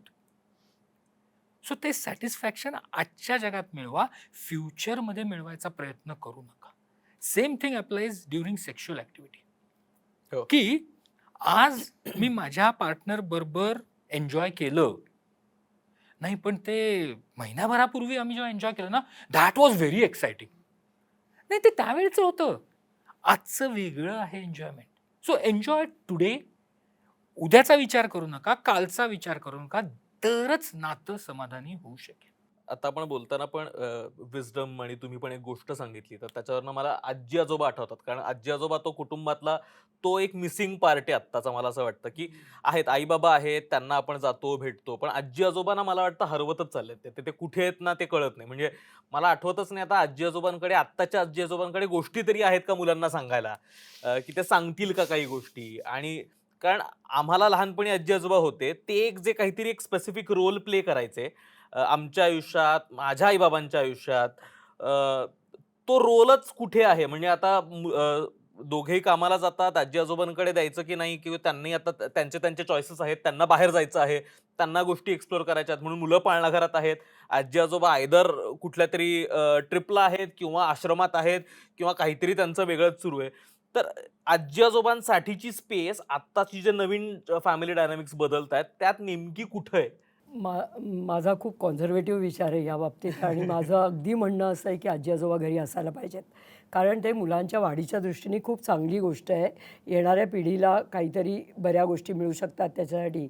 आणि आजी आजोबांची अडचण होता का म्हणजे मी बरेचदा आता असं पाहते की मुलाची 12वीची परीक्षा आहे तर आम्ही आजीला कुठेतरी पाठवलं आहे किंवा आजोबांना कुठेतरी पाठवलं आहे. हे इतकं कॉमनली मी ऐकते. तर आपल्याच घरातल्या एखाद्या सदस्याला त्यांच्याच नातवंडांच्या परीक्षांसाठी कुठेतरी बाहेर पाठवणं किंवा कुठेतरी त्यांना तिकडच्या भावाकडे जा, इकडच्या ह्याच्याकडे जा असं सांगणं हे कुठेतरी मला असं वाटतं योग्य नाही चाललं आहे ते त्या पद्धतीने. एक तर त्यांना तो कुटुंबाचा सदस्य म्हणून का नाही मानायचा हा प्रश्न आहे. आणि दुसरी गोष्ट म्हणजे असं वाटतं की 3 महिने तू सांभाळायचेस, तर 3 महिने पुढचा एक दिवससुद्धा मी सांभाळणार नाही आहे. मग 3 महिन्याच्या संध्याकाळी तो दुसऱ्या भावाकडे असणार आहे, त्याच्यानंतर तो तिसऱ्या भावाकडे असणार आहे. हे सुद्धा त्यांना कोणी विचारलेलंच नाही आजी आजोबांना की तुम्हाला कुठे राहायला आवडेल किंवा तुम्हाला काय करायला आवडेल, हे प्रश्न कोणी विचारतही नाही. आणि त्यामुळे त्यांचं असे बॉलसारखं ते इकडे तिकडे टाकले जातात. बरं, आता ही एक बाजू आहे, पण दुसरी बाजू आजी आजोबांची पण आहे की ते हेकट आहेत का, तर आहेत. ते तेच तेच बोलतात का, तर ते बोलतात. ते हट्टीपणा करतात का, तर करतात. त्याला जबाबदारी हवी आहे का, तर बिलकुल नको आहे. म्हणजे त्यांना का म्हणलं तुम्ही नातवंडाला सांभाळा, तर ते म्हणलं आता नाही बाबा आमच्याच्याने होणार. पण नातवंड नाही म्हणून रडतही बसतील. म्हणजे या दोन्ही बाजू आहे, त्याचा बॅलन्स कसा करायचा आपण. मग ते दोन्ही ठिकाणाहून त्यांना हे सांगे की बाबा तू 4 तास जर का पाळणाघरात जात असशील तर 2 तास आजी आजोबांना सांभाळायला काय हरकत आहे, जेव्हा की ते सक्षम आहेत, जेव्हा ते बरं करत आहेत. ते 60-65तले आजी आजोबा छान असतात, त्यांना काही प्रॉब्लेम नसतो. तर मग हा जो बॅलन्स करणं आहे ते खूप गरजेचं आहे. आणि ते त्यांच्या कुटुंबाचा सदस्य आहे. काय होतं आहे की आजी आजोबा हे वेगळं का युनिट धरलं जात आहे हे नाही मला कळत. ते कुटुंबातलं का नाही आहे. मग प्रत्येक वेळी काय करणार ना, ते घरी असताना मग कुकर लावावा लागतो, हा विचार काय येतो आहे. तो विचारच नाही पाहिजे. ते घरी आहेत, ते घरी राहत आहेत, मी बाहेर जेवायला जाणार आहे, तर त्यांच्यासाठी काहीतरी सोय करणं, ते म्हातारे आहेत म्हणून ही माझी जबाबदारी नाही आहे का. जर का बाकीच्या सगळ्या गोष्टी त्यांच्या वडिलांनी त्यांचे पहिले हप्ते भरणं त्यांना हवं असतं, फ्लॅट घेऊन देणं हवं असतं, त्यांच्या पैशावरती नॉमिनेशन त्यांना हवं असतं, घरावरती नाव हवं असतं, तर मग त्यांच्यासाठी 4 गोष्टी करणं हे का नको आहे. म्हणजे हे पण एकदा बघायला पाहिजे आणि दोन्ही बाजूनी बघायला पाहिजे. एक उदाहरण सांगते. आमच्याकडे एक मुलगा आला होता, त्यांनी गाडी घेऊन आला, तो नवीन गाडी, आणि आमच्याकडे आजोबा होते आत. तर ते म्हणले बाबा चला मी तुम्हाला सरप्राईज आहे. तर तो घेऊन बाहेर गेला. तो म्हणला बाबा तुम्हाला सरप्राईज नवीन गाडी दाखवायला आणली आहे. तर बाबांचा चेहरा पडलेला. तर मग आम्ही ते झालं, पेढे बिढे वाटले, ते घरी आले आणि म्हणलं की मी म्हणलं काय झालं आजोबा, काय झालं, त्यांनी एवढी गाडी आणली. तर म्हणे मला विचारलं नाही ना गाडी घेताना. आता हे कुठं बसतं आहे. म्हणजे मी म्हणलं आजोबा त्यांनी सरप्राईज म्हणून तुम्हाला आणलं ना ते दाखवायला, तर ते तुम्ही का नाही आनंदाने घेऊ शकत आहे. तर तिथे पण प्रॉब्लेम आहे, इकडे पण प्रॉब्लेम आहे. तर म्हणजे दोन्हीची सांगड घालून आपल्याला तो मध्य, मी हा म्हणला जसा सुवर्ण नाही आला तरी चालेल, पण कुठला तरी बाबा एका लेव्हलला त्यांना आणणं खूप गरजेचं आहे. आणि कदाचित ते काउन्सिलर्सचं काम असावं असं आम्हाला वाटतं, पण फार यश येताना काही दिसत नाही.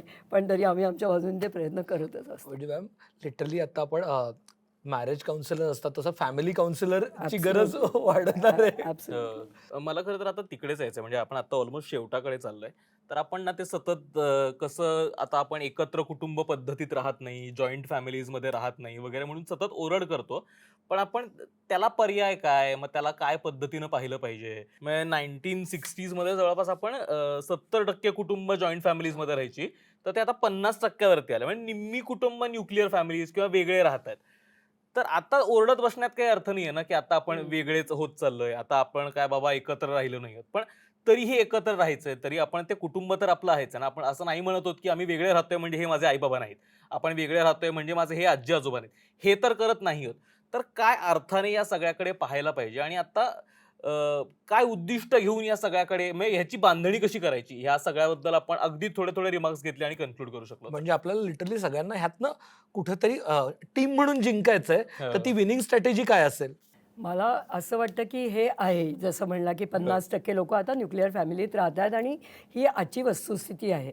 तर मला असं वाटतं प्रत्येकाच्या कोपिंग स्ट्रॅटेजीज किंवा हेल्दी कोपिंग कसं होईल ह्या सिच्युएशनबरोबर ते बघितलं पाहिजे. असं मला वाटतं की जास्तीत जास्त पद्धतीने आपण एकमेकांबरोबर कसे असू किंवा अडीअडचणीच्या वेळेला आपण एकमेकांबरोबर कसे असू, सुखादुःखाच्या प्रसंगात आपण एकमेकांबरोबर कसे असू, याचा पण विचार नक्की व्हायला पाहिजे आणि ते हेल्दी कोपिंगकडे जायला पाहिजे. कारण काय होतं, सहवास संपला की प्रेम पण कमी कमी व्हायला लागतं. मग ते कधी कधी असं होतं की सहवासाचं प्रेम जास्त असतं, पण सहवास संपला की मग तिकडे काय चाललं आहे मला माहिती नाही, तिकडे असं असता कामा नये. त्यातल्या जबाबदारीचा भाग म्हणजे मी कायम म्हणते, कारण मी ज्येष्ठांबरोबर काम करते, की आता ज्येष्ठ जसे खूप ज्येष्ठत्वाकडे जात आहेत, तशी ही मुलांचीच जबाबदारी आहे की त्यांनी त्यांचा सांभाळ करणं. आणि त्यांनी तो केलाच पाहिजे. कारण ज्या लेवलला तुम्हाला त्यांनी आणून सोडलं आहे, भले त्यांच्या पद्धतीने असेल, पण पुढचा जो भाग आहे तो त्यांनीच उचलला पाहिजे. तर मग वेगळं राहून उचला, एकत्र राहून उचला, कसंही उचला, पण ती तुमची जबाबदारी आहे हे तुम्हाला समजलं पाहिजे. आणि त्यासाठी लागणारं जे कोपिंग आहे, त्यासाठी लागणारी जी हाताळणी आहे ती योग्य पद्धतीने व्हायला पाहिजे असं मला वाटतं. आपल्याकडे कम्युनिकेशन गॅप खूप वाढलेली आहे. म्हणजे नवरा बायको सुद्धा आता व्हॉट्सअपवरतीच बोलायला लागले. म्हणजे एका घरातून दुसऱ्या रूम मध्ये जेव्हा मुलं जर असलेल ना, तर ते आवाज देत नाहीत, ते व्हॉट्सॲपवरून सांगतात की तू ये इथं, तू जेवण वाढलेलं आहे. दिस इज रॉंग. हे कुठंतरी ते लिमिटेशन्स जोपर्यंत ठेवत नाहीत तोपर्यंत या गोष्टी होणार नाहीत. ठीक आहे, या गोष्टी व्हायला वेळ लागेल, कारण खूप फास्ट आपण करायला लागलो सगळ्या गोष्टी. आणि सो फार एज एल्डर्स पेरेंट्सला सांभाळायचं आहे. ते प्रत्येक माणूस ज्याच्या त्याच्या परिस्थितीप्रमाणे त्याचं मूल वाढवतो, त्याचं करिअर करतो. त्यामुळं माझ्या वडिलांनी मला शिक्षण दिलं म्हणूनच मी त्यांना आता सांभाळलं पाहिजे, किंवा मला चांगल्या फॅसिलिटीज दिल्या म्हणून त्यांच्या म्हातारपणी मी त्यांना सांभाळायला पाहिजे असं नाही. तेव्हा त्यांची परिस्थिती नसेल. मला माझ्या आईवडिलांनी लहानपणी या गोष्टी दिलेल्या नाही आहेत. हे सगळं मी कमवलेलं आहे आणि त्याप्रमाणे त्यामुळे मी आता त्यांना बघणार नाही. दिस इज ऑल्सो रॉंग. म्हणूनच आता सिनियर सिटीजनसाठी सुद्धा कायदा आलेला आहे. त्यांना सुद्धा मेंटेनन्सचे प्रोव्हिजन ठेवलेत. आता त्याही केसेस वाढायला लागलेत. नुसतेच फॅमिली कोर्ट आणि डिवोर्स मॅटर्स नाही वाढलेल्या. आता जेवढ्या एल्डर्सच्या वाढलेल्या आहेत त्याच्या कस्टडी आणि लहान मुलांच्या कस्टडी इन ॲक्सेस आणि इथं एल्डर्सच्या मेंटेनन्सच्या सुद्धा केसेस वाढायला लागल्यात. त्यामुळं प्रत्येकाने फास्ट डेव्हलपमेंट होता आता आपल्या मागे काय गोष्टी जात आहेत आणि काय राहतात याचा आता विचार करायला पाहिजे. स्वतःला ह्युमन बिंग आणि दुसऱ्याला पण ह्युमन बिंगच समजलं पाहिजे. नाही, माझ्या मते सगळ्यात पहिली गोष्ट म्हणजे की प्रत्येक पिढीने ही गोष्ट मान्य करायला पाहिजे. कुठली पिढी असेल, लहान, मध्यम, वृद्ध असतील, की नाती बदलत आहेत, त्याच्यामध्ये बदल येत आहेत आणि ते बदल अनिवार्य आहेत. ते तुम्ही रिव्हर्स करू शकणार नाहीये. जेव्हा ते अनिवार्य आहेत तेव्हा ते बदल स्वीकारणं, ते कसे स्वीकारायचे हे तुमची मेकॅनिझम ठरवायला पाहिजे. दुसरं, कोणालाही आता गृहीत धरता येणार नाही. म्हणजे मी माझ्या बायकोला गृहीत धरणार नाही, बायकोनी नवऱ्याला गृहीत नाही धरलं पाहिजे, आईवडिलांना नाही गृहीत धरलं पाहिजे, माझ्या मुलांनाही मी गृहीत नाही धरलं पाहिजे. तर ते गृहीत न धरता आपण प्रत्येक नात्याला कशा पद्धतीने जवळ घेऊ शकू, प्रत्येक नात्याला कसं इन्व्हॉल्व्ह करून घेऊ शकू, प्रत्येक नात्याशी प्रामाणिक राहून त्या प्रत्येक नात्याला सुदृढ करण्यासाठी काय कष्ट करू शकू, हा विचार प्रत्येकाने करायला पाहिजे. तरच ही कुटुंब व्यवस्था जी बदलणारी आहे ती माझ्यासाठी सुसह्य होणार.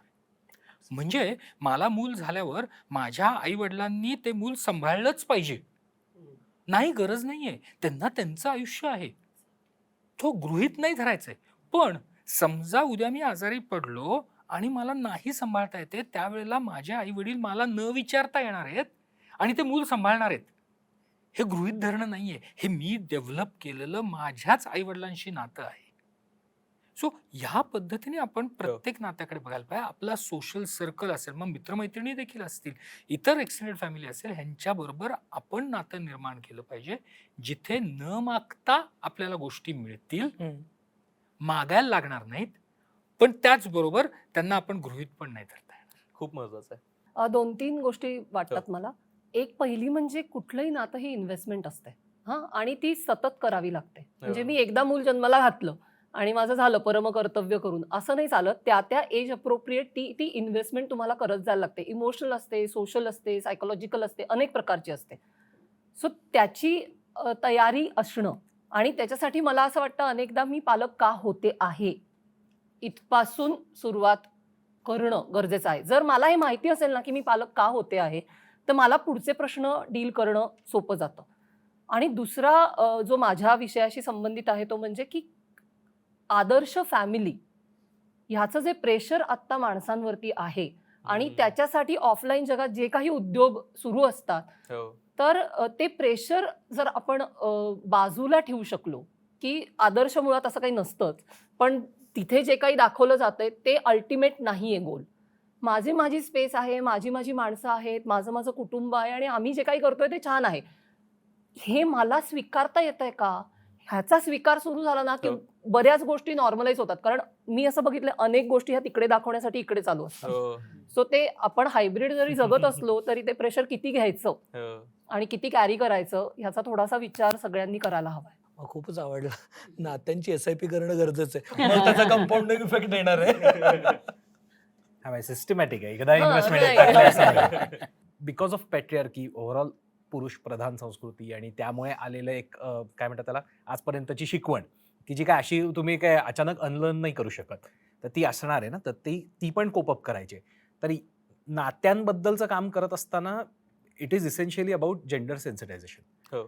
तर तिथूनच सुरुवात होते आणि कुटुंबातल्या आता आपण प्रत्येक कॉम्पोनंटबद्दल बोलत असताना हे प्रत्येकाला लागू होणारी गोष्ट आहे. आणि मला कायमच असं वाटतं की 21व्या शतकामधलं कोणतंही नातं म्हणजे नवरा बायकोचं कुटुंबातलं हे तर पण आहेच आहे, पण कोणत्याही नात्यांमध्ये खूप महत्त्वाचा पार्ट आहे की आपण ते आपल्या पद्धतीने कसं कस्टमाइज करतो आहे. कारण पूर्वी एक ठरवून दिलेले नियम होते, त्या पद्धतीने फॉलो करायचे आणि तसंच व्हायचं.